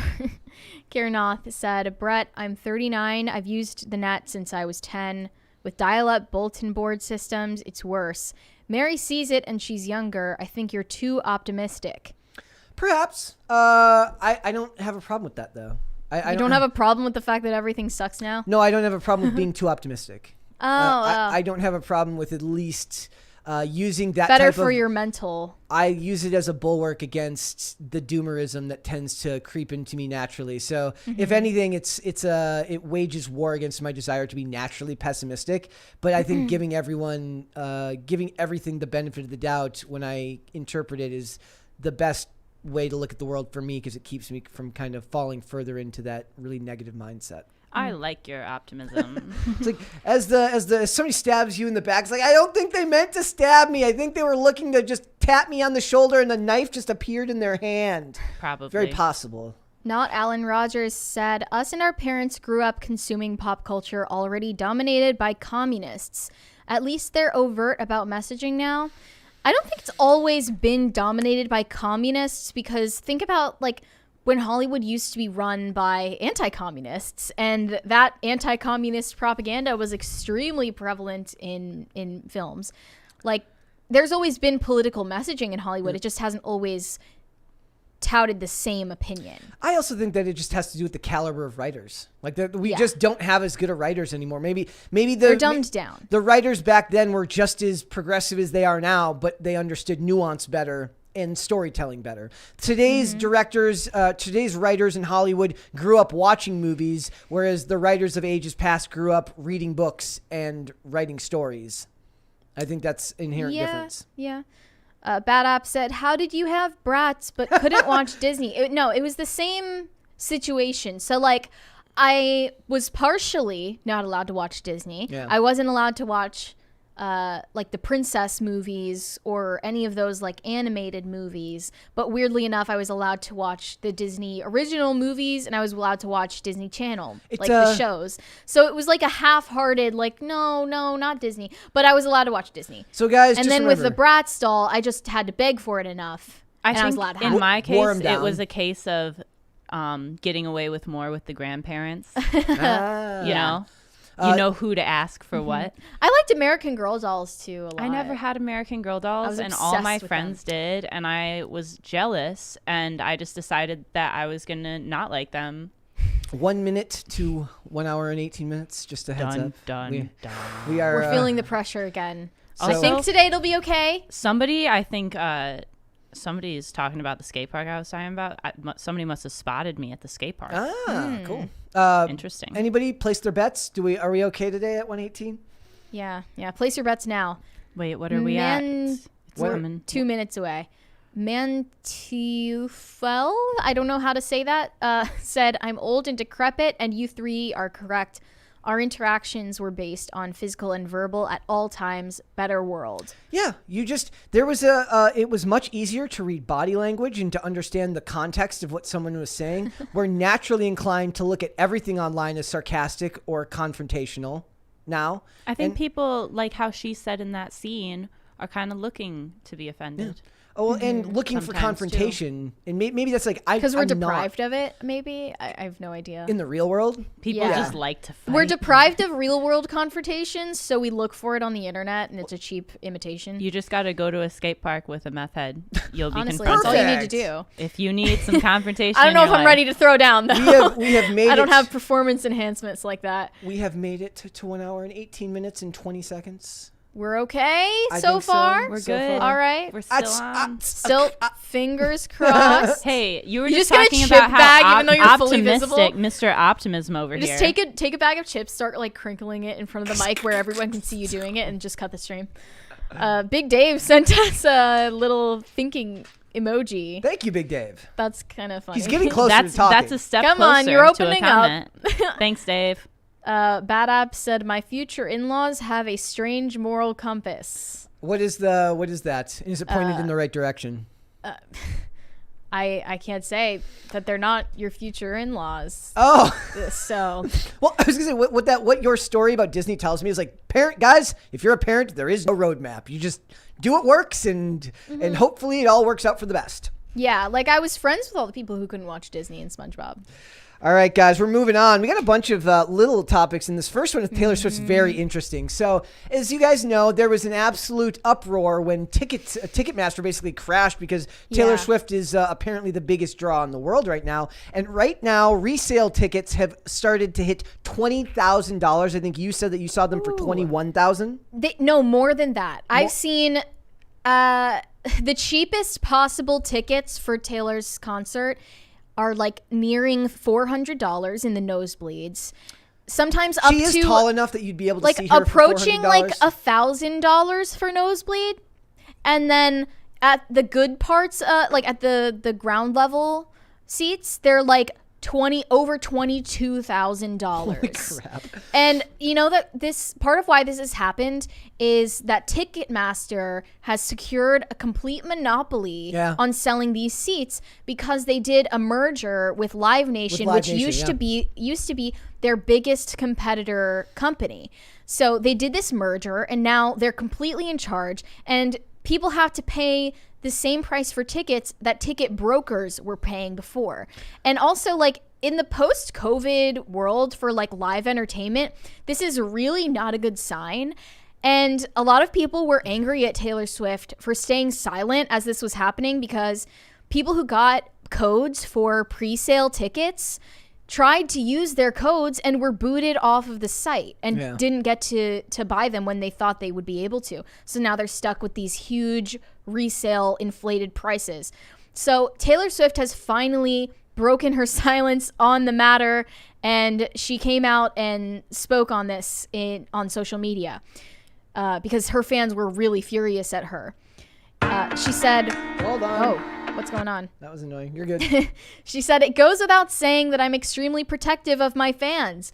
We've been doing this for decades together, and over the years, I've brought so many elements of my career in-house. I've done this specifically to improve the quality of my fans' experience by doing it myself with my team who care as much about my fans as I do. It's really difficult for me to trust an outside entity with these relationships and loyalties, and it's excruciating for me to just watch mistakes happen with no recourse. There are a multitude of reasons why people had such a hard time trying to get tickets, and I'm trying to figure out how the situation can be improved. I'm not going to make excuses for anyone because we asked them multiple times if they could handle this kind of demand, and we were assured they could. It's truly amazing that 2.4 million people got tickets, but it really pisses me off that a lot of them feel like they went through several bear attacks to get them. And I think I heard a number like 14 million people were waiting for the site, and only 2.4 million, I suppose, of those people got to buy tickets who thought they would be able to. And her answer is basically like, I'm just going to do more shows. She said, to those who didn't get tickets, all I can say is my hope is to provide more opportunities for us to get together. And I want to say this. In an age where Shawn Mendes and Harry Styles and Justin Bieber, not Harry Styles, but Justin Bieber and Shawn Mendes are like, I can't do this concert anymore. I'm not feeling well. And Taylor Swift's like, I'm going to do more shows. Trooper. Yeah. She's putting both of those guys to shame with her inability to seemingly take a day off. So props to her for that. Yeah, so a lot of fans are still mad on Twitter because her statement was kind of nebulous and didn't provide solutions. This one said, I can't support you celebrating your Grammy nominations and continuing to release remixes that fans are forced to buy while you stay silent on the Ticketmaster disaster. That's not her job to solve that problem. It is actually. Here's why. She's the only person who has the leverage over this industry to change the situation. Well, she can change. And here's how she could. Okay. Back in 2014, she was releasing her album 1989, and she actually used the release of that album to change the music industry in the streaming world. She took off her entire discography from Spotify because she said that the royalties musicians get from people streaming off of the ad-supported tier of Spotify back then, the royalties were minuscule compared to the royalties they received from premium members on Spotify streaming their music. So she removed her entire discography from the platform. And then she did the same thing criticizing Apple Music in 2015 because they didn't offer the same royalties to artists for their own free trial period that they did for people before they got memberships. Do you know? So she said that she was going to remove her album 1989 from her catalog on Apple Music if they didn't change it, and then the following day they changed the way that they pay artists based on the free trial users. Was that when the album was new? Yes. So it was not an old release at that time. It wasn't. No. Yeah. It was from her 2014 album. Okay. And the controversy happened in 2014 around the time the album came. I'm only asking that because I'm saying the Spotify controversy happened around the time of 1989. In 2015, she made that open letter to Apple Music. So how long had it been? It was out less by than that a time? year. Okay. I'm saying that this album is how old? Which album? The one that just came out. 1989 or the one that just came out. Midnight's is like a month old. A month old. I don't know if she's going to be so willing to pull it. No. She can't. What I'm saying is, I understand it's the same business maneuvering that she's capable of doing because she's such an industry power player. How would they do that in this case then? I asked. She proposed the fact that, she's taken so many of her operations in-house. Mm-hmm. She herself is a business and she employs thousands of people. And if she wanted to independently sell her tickets, she absolutely could do that. But she's decided to outsource this service to Ticketmaster, even though they hold a monopoly over that industry. Yeah. So she's being criticized primarily because she's on the side of a mega corporation instead of for her fans. It says members of the Antitrust Division of the Department of Justice have in recent months contacted music venues and players in the ticket market asking about Live Nation's practices and the wider dynamics of the industry. This probe started before this happened, so they were already under investigation by the Justice Department. Yeah, I think that the Attorney General of Tennessee is currently investigating Ticketmaster for antitrust violations. So I mean, that makes sense. They took over. I'm surprised it didn't happen to like WWE when they bought WCW back in the 90s. It's just back like in the late 90s. When you could go the route of the government breaking up a monopoly, it's always easier if you have some ethical entrepreneur involved in the process to do it for them. She could also keep more of the money if she did it herself. Exactly. So I really don't understand the angle here. And her statement was just a nothing burger. But is this happening? It didn't offer solutions to the millions of people who were waiting to buy tickets that day and were screwed out of the opportunity. It also speaks, though, to the speed of conversation now digitally, meaning like that might be in the works. For all we know, she could be in that process of working through it, but she had other announcements that needed to be made first that just couldn't wait. Well, mainly it's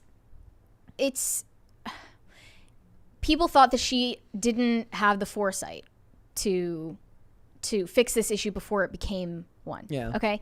So, and now I'm just thinking like getting tickets to one of these concerts is going to become like a status indicator more than anything, because you're paying hundreds of dollars, close to $1,000 probably, if you include your travel expenses as well, to not see Taylor Swift from close. Like close to up. not see Taylor Swift in person. Yeah. Like you're paying money to be in the same building as Taylor Swift for a few hours. I suppose there would only be a couple of musicians of that size that could afford to be their own Ticketmaster. I was going to ask, is this something that's happening with Ticketmaster with other events, and we just know about this one because Taylor Swift has a huge This fan really base? kicked off the controversy because she hasn't toured for a long time, and a lot of people were really eager to see her. Yeah.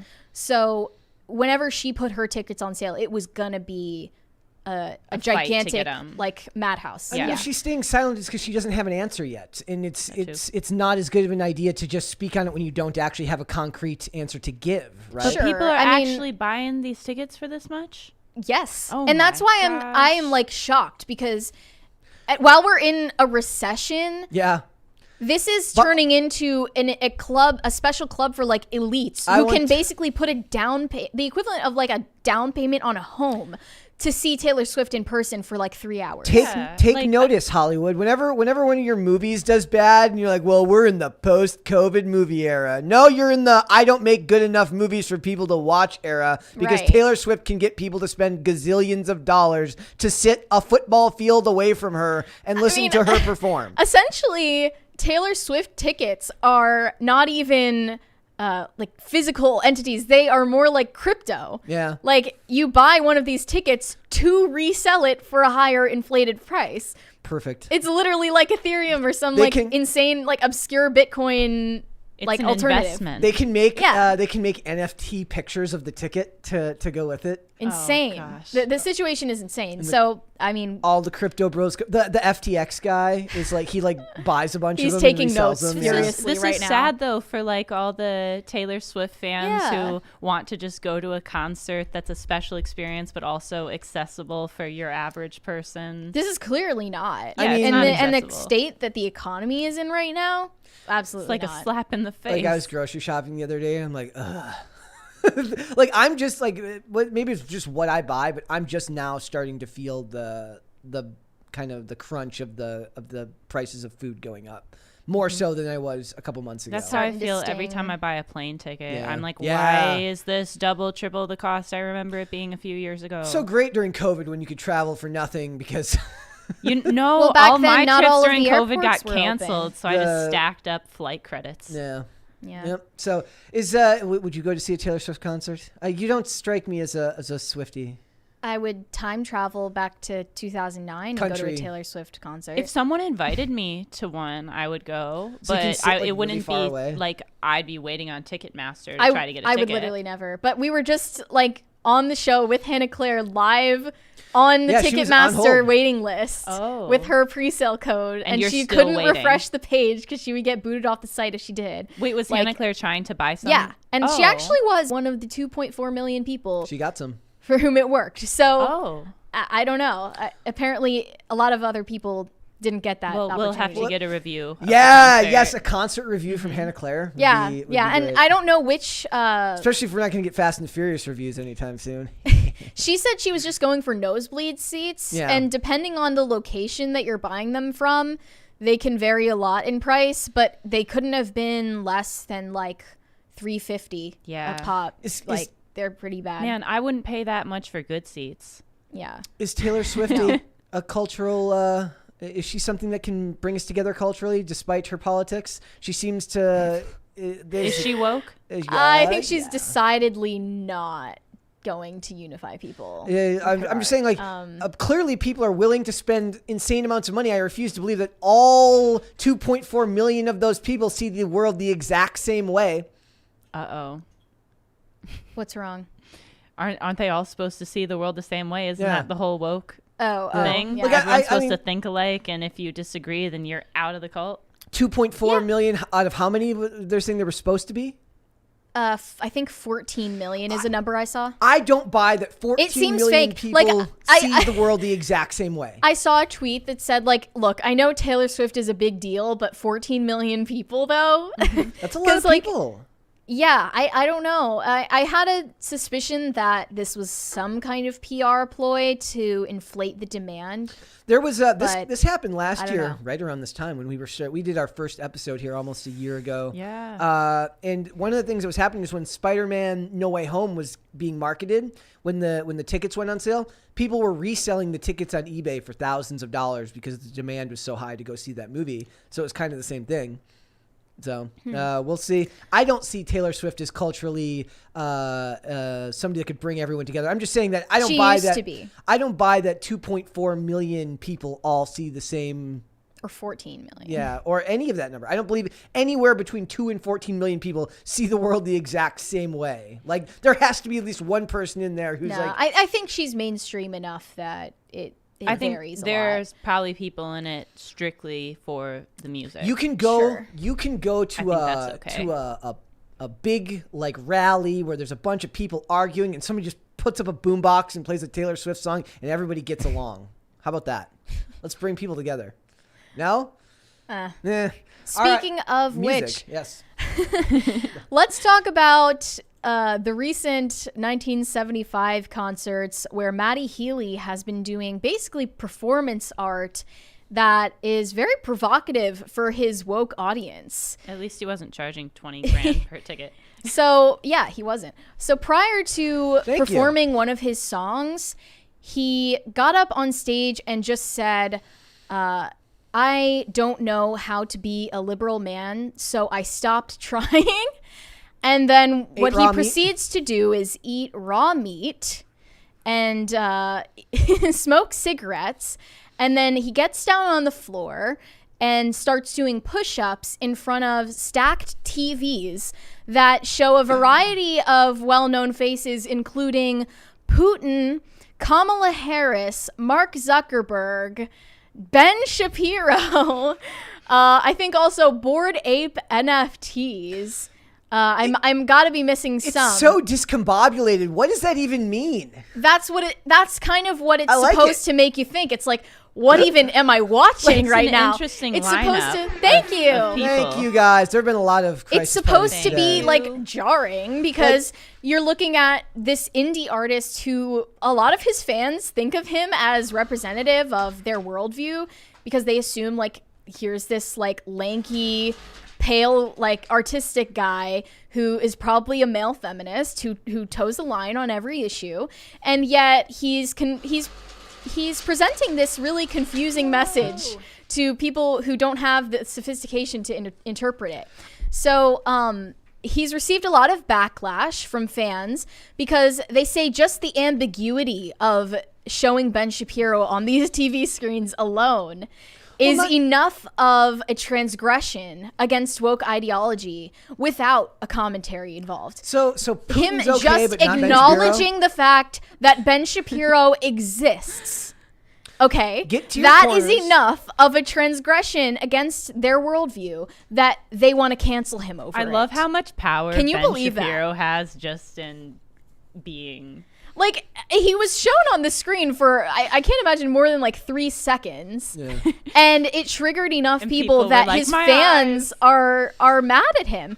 So he so far hasn't openly commented on it, but he did post a screenshot of this part of the concert on his Instagram where he is in front of the TVs with Ben Shapiro on them doing push-ups. And it's sort of a commentary, if anything, on masculinity more than it is on anything overtly political, which is them admitting that they're inherently not masculine, and right, that just by liking Ben Shapiro and even or anything, him expressing discomfort about like how do I embody my masculinity in the postmodern age.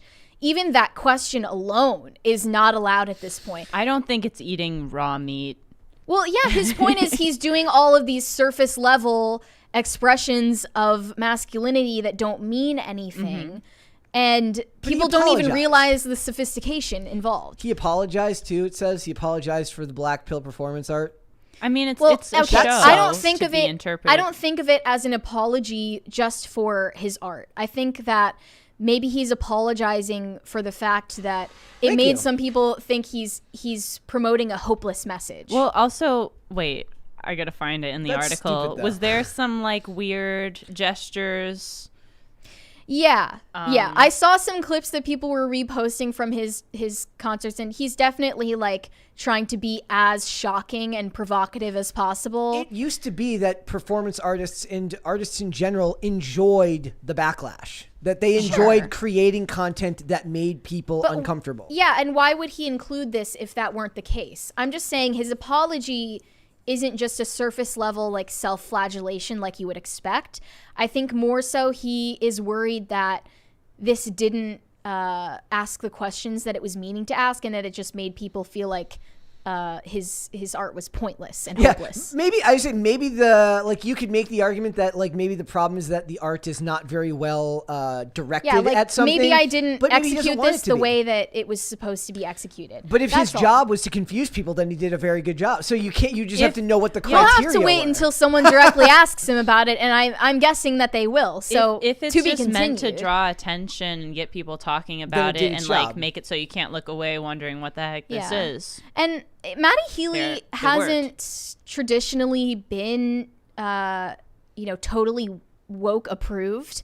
People have gotten mad at him in the past. I think there was some clip of him like singing along to a song that had the N-word in it, which is par for the course for celebrities. And he's also posted, poking fun at some like leftist memes about woke culture. And some of his lyrics also are critical of woke culture. So one of the songs that he's been performing on this tour is called Part of the Band. And I just wanted to read this this excerpt from the lyrics.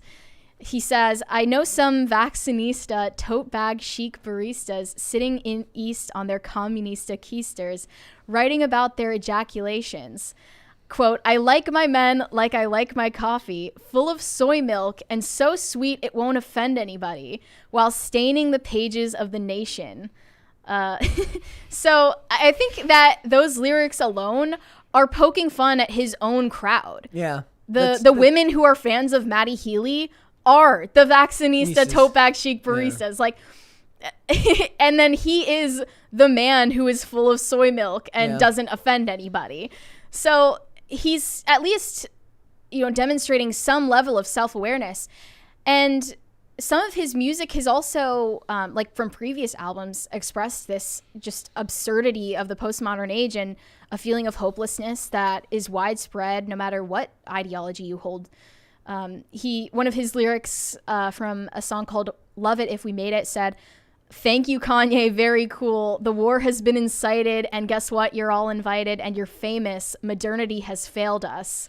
Like, he clearly is trying to make some points about where the culture is at that isn't unequivocally, there's so much more work to be done. Yeah. It's kind of interesting. Like, it's very, given the status that the 1975 holds as a very mainstream. There's a really funny Trevor Wallace skit where he talks about, "Yeah, I got this band. You've probably never heard of them. They're called like the 1975."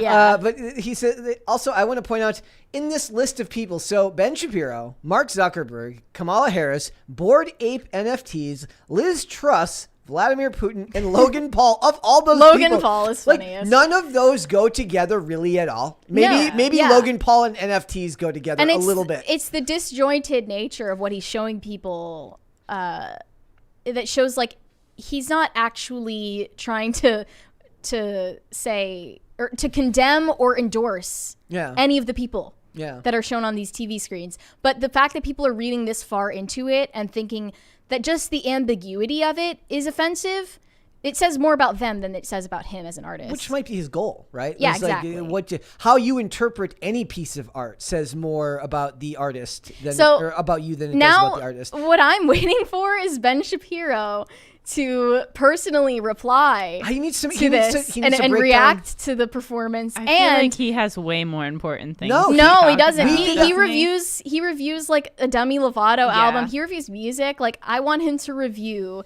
the 1975 album. I always wonder how he has time for it all, and then I remember that he talks so fast that he can get more videos done per day. So he's very efficient. He's very efficient with this time. Like somebody's like, "Have you ever watched Ben Shapiro on 2 times speed?" I'm like, "No, my brain does not work that fast." Yeah, my brain. So to be continued. Let's see in the future what Ben Shapiro or Maddie Healy will say about this. Maybe there's a collaboration coming soon. All right.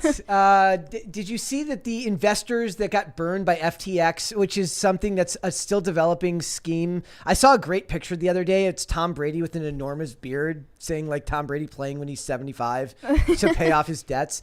They're getting sued. Basically, the investors are suing Tom Brady, Gisele Bündchen, and other celebrities like Larry David for their endorsement. David Ortiz, Steph Curry, Shaquille O'Neal. I couldn't remember on the list.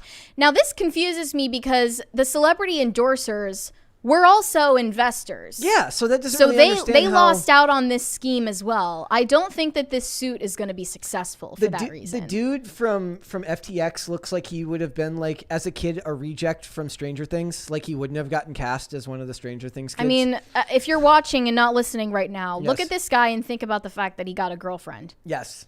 I mean, it's astounding. So it's astounding what being a finance guy can do for you in the dating market. I remember during the Super Bowl last year, a lot of people gave Matt Damon crap for doing like a crypto ad, and everybody had a problem with him doing that. It's strange because like pretty much every celebrity now has some NFT project, something like Madonna that. with her creepy like naked NFTs of herself. Oh yeah, of her like giving birth to a tree. Yeah. Which is like the least weird thing Madonna's done in the last 5 years. That made me feel pretty tame for her, isn't it? That's like the least offensive thing. When I see her pictures, like all I can think about is like, never let me have a phone after a certain age. Like I don't think we'll have to worry about you licking water from a dog bowl while wearing lingerie. Actually, yeah. I heard.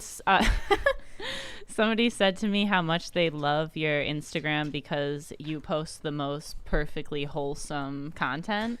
I curate to make it. And I but feel you guys like that's should see what Brett's like behind the scenes. Not that wholesome. No, not that wholesome. But I feel like that's something that as you get older, it's only going to get more wholesome. That would be the hope. Although the funny thing is that backfires sometimes. I remember one time because I used to post a lot of stuff from like Be Inspired, which is like it's like look at this firefighter who saved 3 kids from a burning building, and it's the guy's like, well, Be Inspired. It's like a Breitbart thing. You're a Nazi, and I'm like, life for you. Is it really? Can't you just enjoy this heartwarming story? No, they can't because it's where the story came from. Because they're part of that cult that likes to like you discount every story based on who gives it. So on the left, that would be discounting everything Fox has ever done because it's Fox, and on the right, that would be discounting CNN, everything CNN's ever done because it's CNN. But to let that bleed over into even just like fluff positive pieces. Here's this video of a bunny rabbit sleeping with a cat, and they're like, here's this video of a puppy chasing bubbles, and they're like that's awful. You're a Nazi. Yeah, that puppy is a Nazi. That is a Nazi endorsed puppy blowing bubbles. Like I saw this meme that was literally just a photo of this really cute bunny, like a baby bunny, and the caption was like, guess what? he's a racist. And I just thought that was hilarious because that's the level of insanity we're at right now. So Bankman-Fried, that's the guy, right? Sam Bankman-Fried. Some people call him like bank fraud. They call him scheme bank fraud. I love the internet. Has an estimated net worth of $16 billion at the beginning of the week and is now completely broke. I think I saw that he put like his $40 million home on the market. So he's trying to get out of debt. That cost. And it's people have been talking about how crypto was a bubble that would burst and how NFTs were a bubble that would burst. And certainly we don't have to get into like the fact that of all the ties now to the Democratic Party and all of that's going on, because there's a lot of that in the money laundering and in the Ukraine and the this and the that. It's just weird to see celebrities get involved in it, because what I imagine is like this guy giving them the hard sell and they're like, you're going to pay me how much? Sure. The return on investment is how much? Sure. Celebrities aren't the experts, but I think that you can deduce from the fact that celebrities are getting involved in NFT and crypto projects that they have very knowledgeable financial advisors who tell them to make these investments. Well, yeah. So that's how you can track the trends. Also, like any investment has some risk, and what you do with your money is your responsibility. Yeah, I don't think that this lawsuit is going to be successful. Even if an advisor, a celebrity told you this is a good move, you still have to be realistic that anything could happen. But joke's on me, by the way, for thinking that only Tom Brady was embroiled in this. Yeah. I thought that this was like some funny, there goes Giselle planting a curse on him again. That witch. She's so cheeky for that. Now dating her Taekwondo instructor, though apparently not. But also, I want to point out they're both involved. One thing you could look at this is we talk a lot about how whether celebrities are useful idiots or not, and people to varying degrees believe that most of them are just talking heads. They tell them whatever their agents, their managers, and their studio executives tell them to say. This is kind of the same thing, right? Like you push an ideology onto people through your movies and your interviews without really understanding the full weight of what that ideology is. Like we were talking about earlier about like they're saying this, but what they really mean is something far more nefarious, but they're not saying the quiet part out loud, because we wonder whether do they understand that that's what the people who are pushing these beliefs actually believe? Do we actually understand that what these people want is to kind of erase Eurocentric values from the world, or are they just people that believe kumbaya, we're all going to get along and be perfect one day even though there's no end goal? This is kind of a mirror of that. It's like they're told to invest and to promote this product. Do they actually know what that is and how it works? Maybe, but as we can see, probably not. I mean, when you look at Harry and Meghan Markle making their own NFTs, do you think they understand what that means? I don't think so. Who the hell would buy a Meghan? Is it just an NFT that yells at you? And it makes me want to die. Does it just yell at you? Does it just tell you to get rid of your gun collection? No, the and sinister talk about thing, how they're oppressed. The sinister thing about Meghan Markle is that she doesn't yell at you. She calmly whispers to you like an AI. She browbeats you in a very calm, you're a bad manipulative way that makes her seem like she's very calm. Am I dumb, or do NFTs not make any sense? I don't know. I don't think you're dumb. They don't make sense. I can't understand the value. Like, it's speculative value, like a designer purse. Think about it that way. Okay. But I really don't get it either, to be honest. And I don't think I ever will. I'm okay with that. Do the people who buy them get it? Maybe not. Or they think they do and they don't. I'm invested minimally in crypto, but only on the most stable of coins that are available, like Bitcoin and Ethereum. And I would never buy an NFT in my entire life. You buy it for what you think it's going to become. Yeah. That's all. Yeah. So buy and hold. So for me. So it's very interesting, but also we have more. Did you know, Hannah Claire's not here today, so she's going to be very sad to miss this story, but The Fast and the Furious 10 is going to be one of the most expensive movies ever made. The fifth most expensive movie ever made. $340 million price tag. Somewhere right now, Hannah Claire is just like, why do I suddenly feel this feeling of like existential dread? Anyway, never mind. I'll continue writing this article. She has to finish reviewing all of the Fast and the Furious movies before the 10th comes out, or otherwise she has to go see it. Wait, does this Right, article exactly. tell what some of the most expensive movies above this are? Yeah, I'm so interested in that. Avengers Infinity War, Avengers Endgame, and Avengers Age of Ultron. Oh, here we go. I and see. the highest cost one is Pirates of the Caribbean on Stranger Tides at $422 million. Yep. What's interesting about that is Avengers Infinity War and Endgame being $316 and $350 million respectively. Age of Ultron was far less liked and made far less money and cost more than both of them. Yeah, because they think if we just keep ramping up the budgets for these films, more people are going to watch them. That one came before those two. Age of Ultron came first. So Age of Ultron cost more and made less than both Infinity War and... Well, but I see like an overall trend of Marvel movies budgets going up, even though the viewership is getting less and less interested. Which makes no sense to me. Like, well, not just that, but so the budgets are fairly stable, I think, for the movies. I remember we saw that there was the useless statistic. It was like Black Panther was the highest budget ever for a black-led film, which only a weirdo which is would such care a weird... about.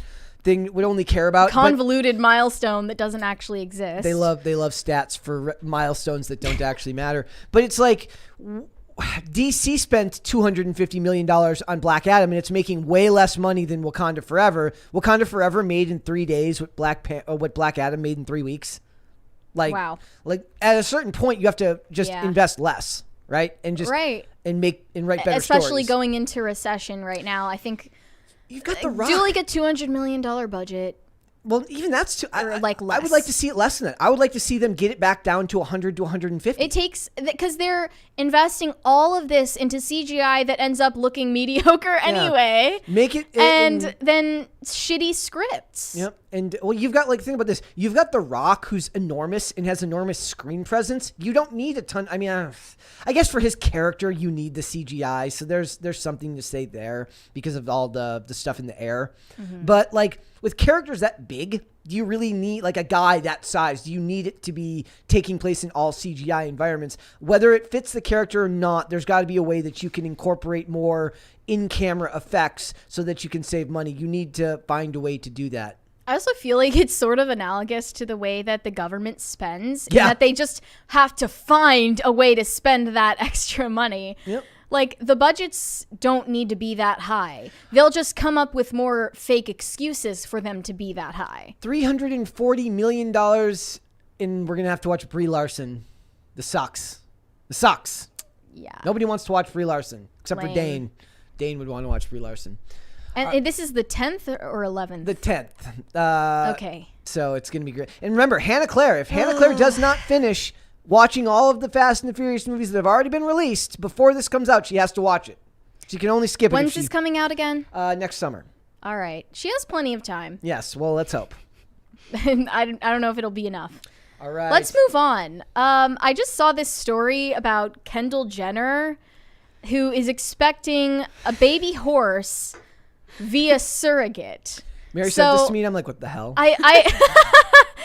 I already have talked about the weird celebrity cult of surrogacy and how they're just obsessed with employing women who are underpaid, by the way, to carry their children. Now they're getting women to carry horses, and I don't know how. No. It's like, I think what happened here is that she had a pet horse, and then her baby, like the horse's baby, was conceived via a horse surrogate. Why is that a thing? Like she, like there was this part of the Kardashians on Hulu where she freaks out, saying, "I'm gonna have a baby," clarifying, "I just got news that they have an embryo for her baby horse." Just because we for can. another horse? Yeah. Just because we can doesn't mean we should. So she got horse sperm for her baby horse, and that was her birthday present. And where does one go? Like, is there a Google search result somewhere that says horse sperm? I cannot believe that this is real.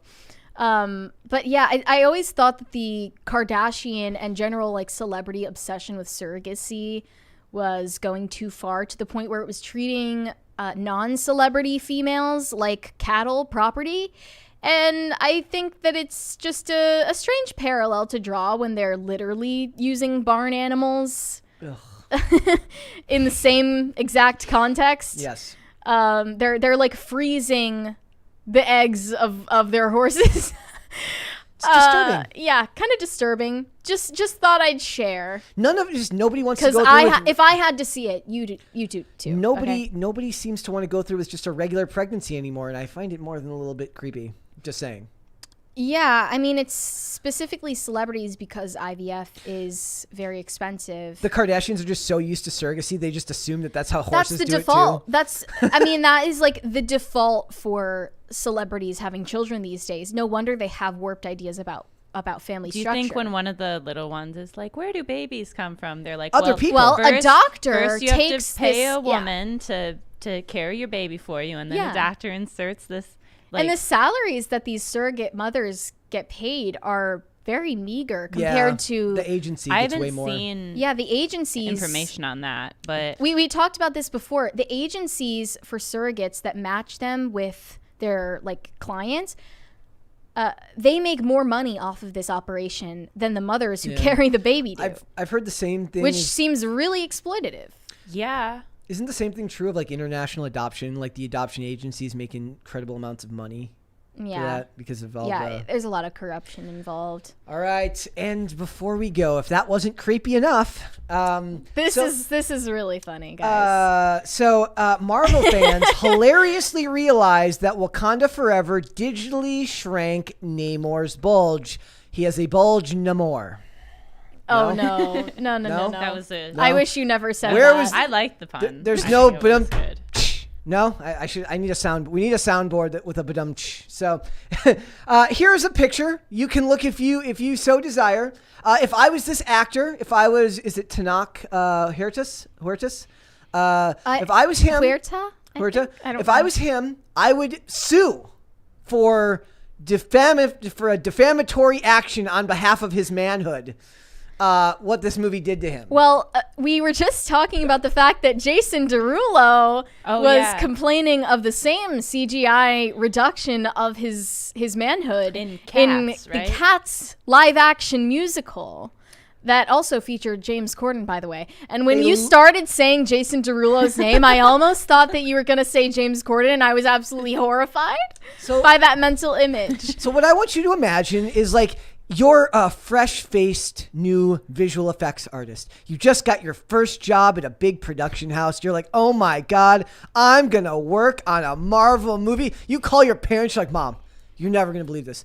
I just got a job doing visual effects for the next Black Panther movie. And then you end up in the office reducing Namor's bulge. Wait, do you think in the credits they're listed as the bulge reducer? Bulge reducer. Professional bulge reducer. And there's literally like, nice, and then her mom's like, you. oh wow, what scenes were you involved in? Thought, and he's just kind of skirts around the issue. He's like, you know. Wait, like, I thought we were normalizing the bulge. What happened? It's so contradicting. So imagine that you're him, and I do ask, like, Brett admitted that he would have found it distracting if they left it in the movie. It would have been funny. It would have been like hilariously like out of, especially with when they put Shuri in her outfit, and Shuri's so stick thin that she has no definition to her body. If this kind of CGI is on the table, why didn't they also reduce his beer gut, and why didn't they give Shuri some muscles? Yes. Right? Like they did with Jane Foster in Thor: Love and Thunder. Right. Why is that bulge okay, but that bulge isn't? You're denying his manhood and science. Someone tweeted, not only did Marvel edit out his bulge, but these shorts are just unflattering. That Namor is still so hot despite these factors working against him is a testament to his nuclear level of affability. This is a hate crime. Is another one. Somebody says. And then somebody else points out that they did it to Loki too. And if I was these actors, I would have it in my, like when Tom Cruise got hired. I just sent you a meme that I wanted to show. Hold on. The poor VFX artists. We've already talked about how they are underpaid, like criminally underpaid for the amount of crammed work they do last minute. But like, look at this. This is Marvel VFX artists when they can't see their family for another 3 hours because they need to remove Namor's bulge. So all I'm saying is that, like, leave it in there. He has. Like, it would be Someone else said, when Marvel and Disney tells you they're pro LGBT, just remember they robbed us of Namor's bulge. Yeah, they're not that pro anything. I can't. They're pro flat is what they are. Did they just think it would be too big of a distraction? How did people find the unedited pictures though? Probably set photos. Okay, but like, why were they searching? That's a very well. They're like, why were they searching frame by frame? Likely, somebody saw the set photos from before and is like, I could have sworn when I saw him before this movie that he looked very different. Or they were like, how did I not notice that? Yeah. This tweet said, imagine working overtime at 3 a.m. and you haven't seen your family in weeks because you have to airbrush Namor, the Submariner's bulge frame by frame.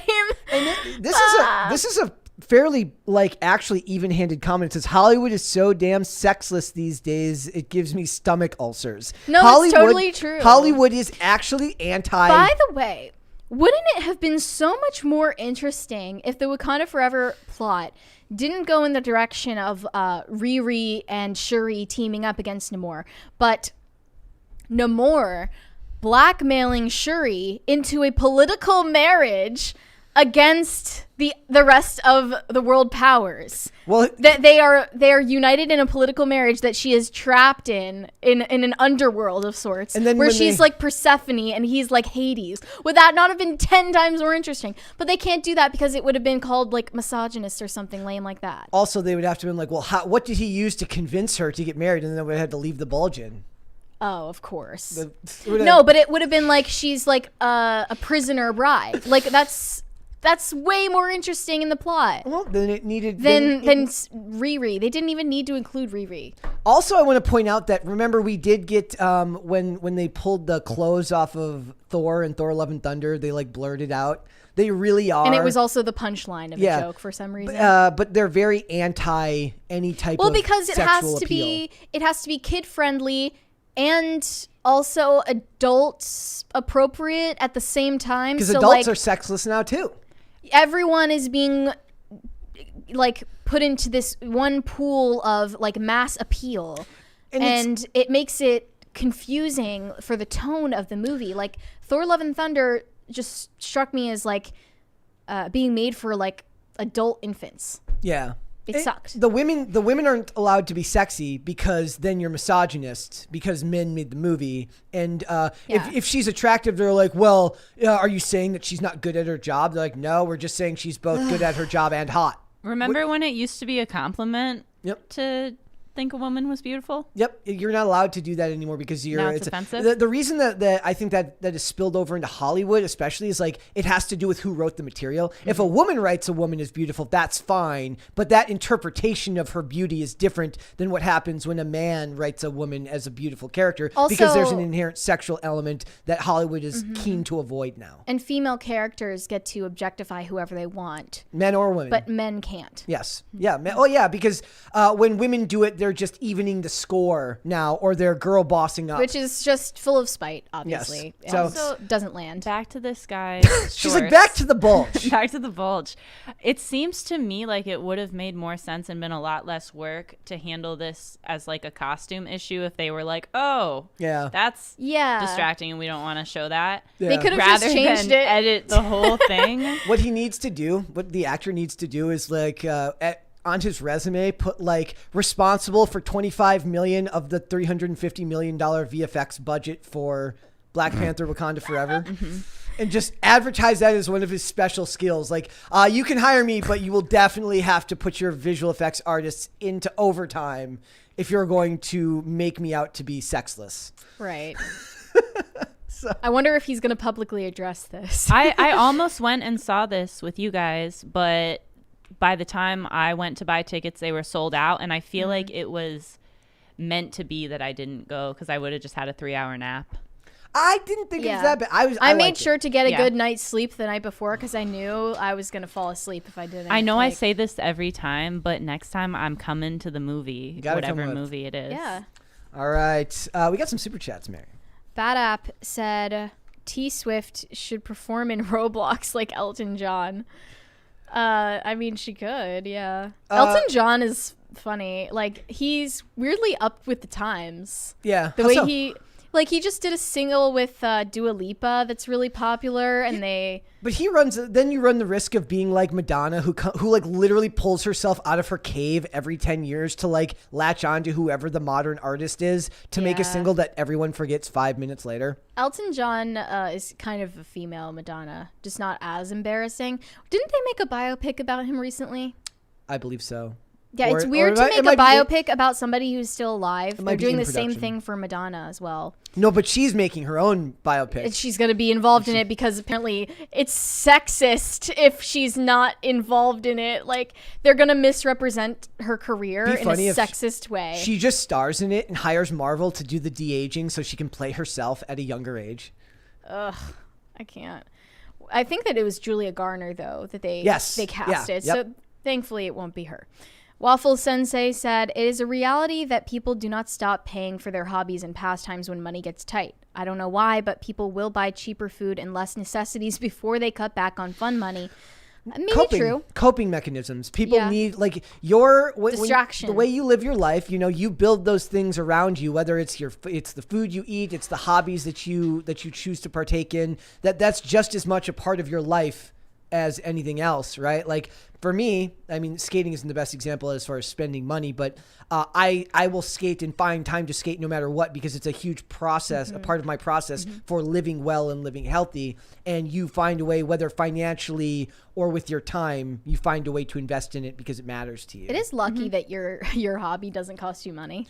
Yes. Well, I was talking to someone and recently. that the other hobby you have, like just being into movies and talking about pop culture, is your job. Yeah. But like, it's one of those things where I was talking to someone. It's like, I don't know what I would have done. Like when I started skating, I was playing hockey. Hockey is an extremely expensive sport to play. It's like the most out of all the sports. It's like it prices out almost the middle class. Yeah, snowboarding right? and skiing are also incredibly expensive. There's a great meme. It says it's like every once in a while a rich person will come to me and say something crazy like, "Do you ski?"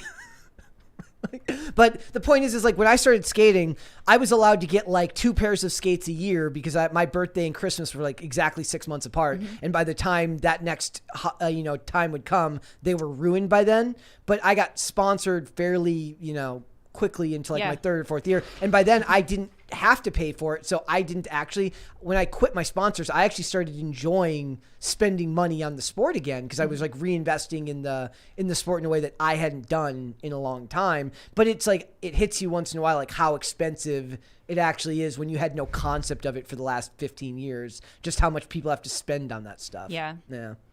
Caper2X said, Elon just unbanned Jordan Peterson and Babylon Bee. I wasn't aware that he had banned them in the first place. Yeah, Babylon Bee. But I just looked on both of their Twitter accounts, and 3 hours ago, both of them tweeted, "I'm back," basically. That's awesome. One of them, Jordan Peterson, tweeted a picture of like Jack Nicholson in The Shining. He should have gone right back to making fun of the swimsuit girl and like, sorry, LOL, no thank you. Still not hot. That's what he should have said. That's interesting though. I didn't even know if they got banned. I'm excited to see who's coming back next. Yeah, Harold Wiley said, bring back Riley Gaines. Riley Gaines, the swimmer who spoke up about tying Leah Thomas, was banned on Twitter or suspended or whatever, and I don't even know exactly why. But you know what? I want to get my accounts back.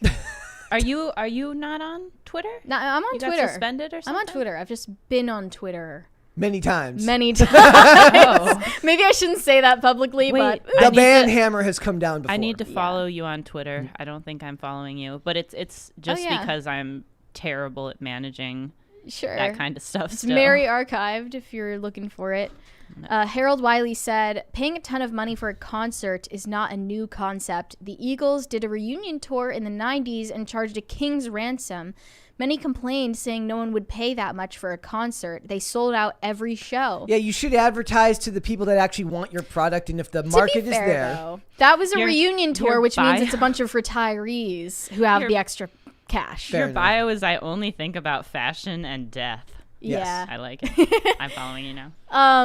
Also, I think there's some controversy around Magic the Gathering right now because they just released this like anniversary collector's edition like set, and it's really expensive, and they're saying it's alienating fans. Yeah, it all is. I don't know anything about that controversy, but all of these clearly hobbies, money is getting tighter. It's like we talked about, like all of them. It's like you're no longer. They're not toys. They're collectibles. Yeah, they're action figures, not dolls. Yes. So we're not having kids. We're not having families. We're not growing up and becoming adults. We're just sublimating our feelings into hobbies that and it's cosplay. Buying yourself different toys. And it's cosplay, not playing pretend. Yes, you're not playing pretend. You're just dressing up as your favorite character in cosplay. No hate. Ugly Swan said, politics is downstream from culture, but what is culture downstream from? I say existence, so how do we fix that so we can try and fix everything else? What is culture downstream from? Community? I mean, if you think about what it literally means, think of like a petri dish. It's life.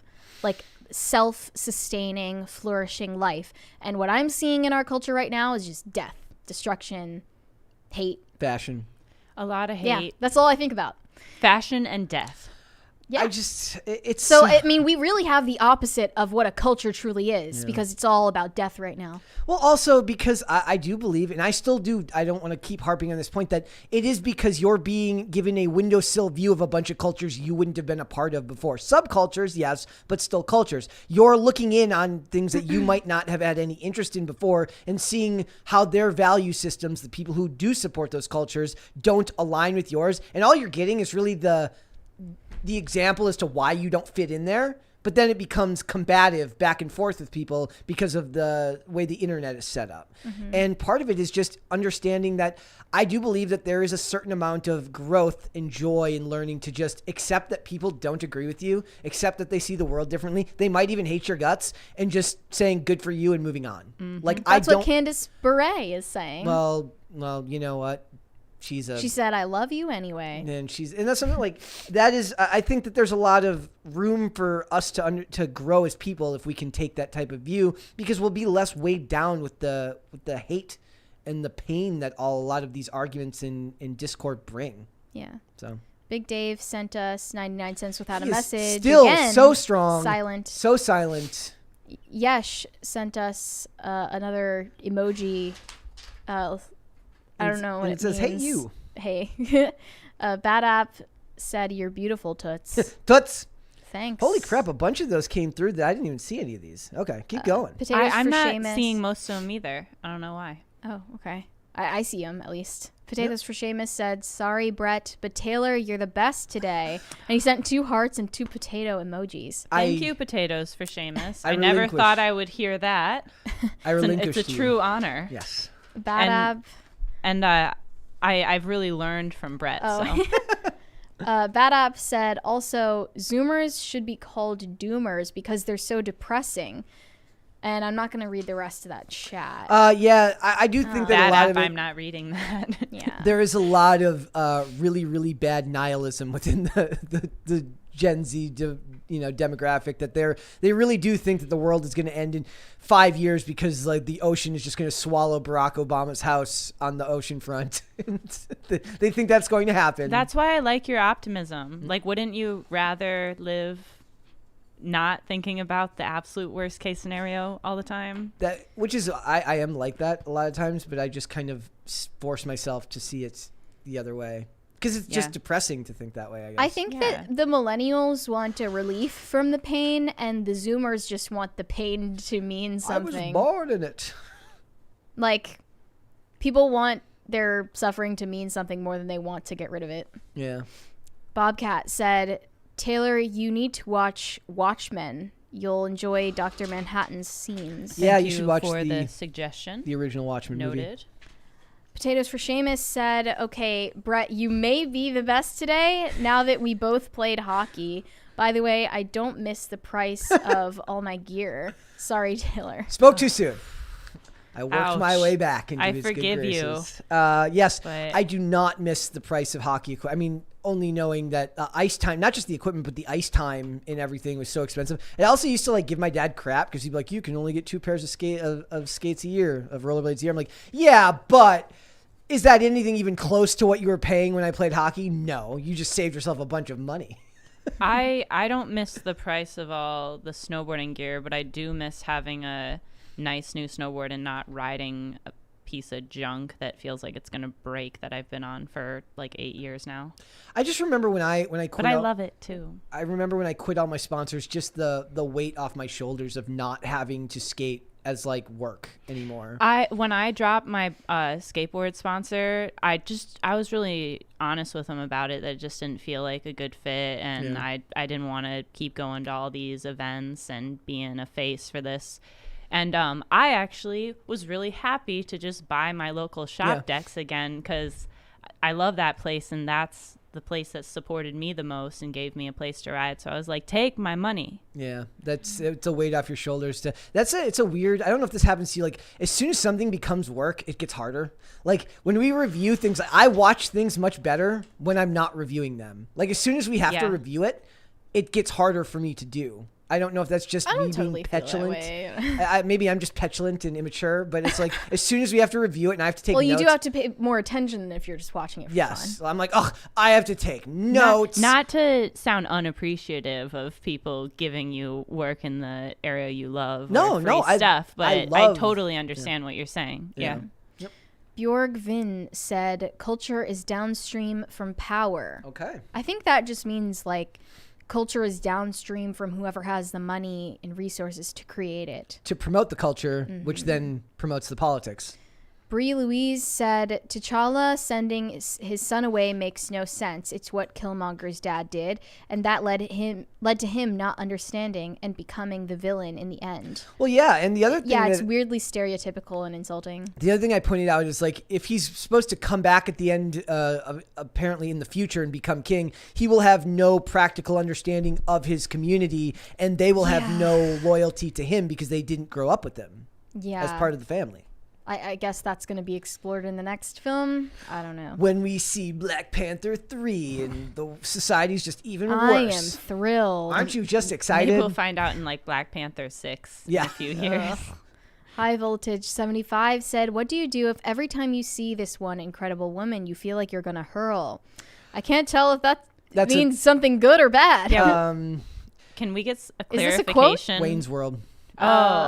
It's been too long since I've seen it to recognize the quotes. Brett anymore. would recognize a quote from Wayne's World any day. But if you puke and she bolts, it was never meant to be. At least I think that's what he's referring to. That's what came to my mind when I heard he's like, if you spew and she says you're golden, but if you spew and she bolts, it was never meant to be. I'm butchering the first part of that, but that's one of the great classics. I'm going to watch that tonight. Thank you guys for reminding me. It's been a while since I watched that. Yes.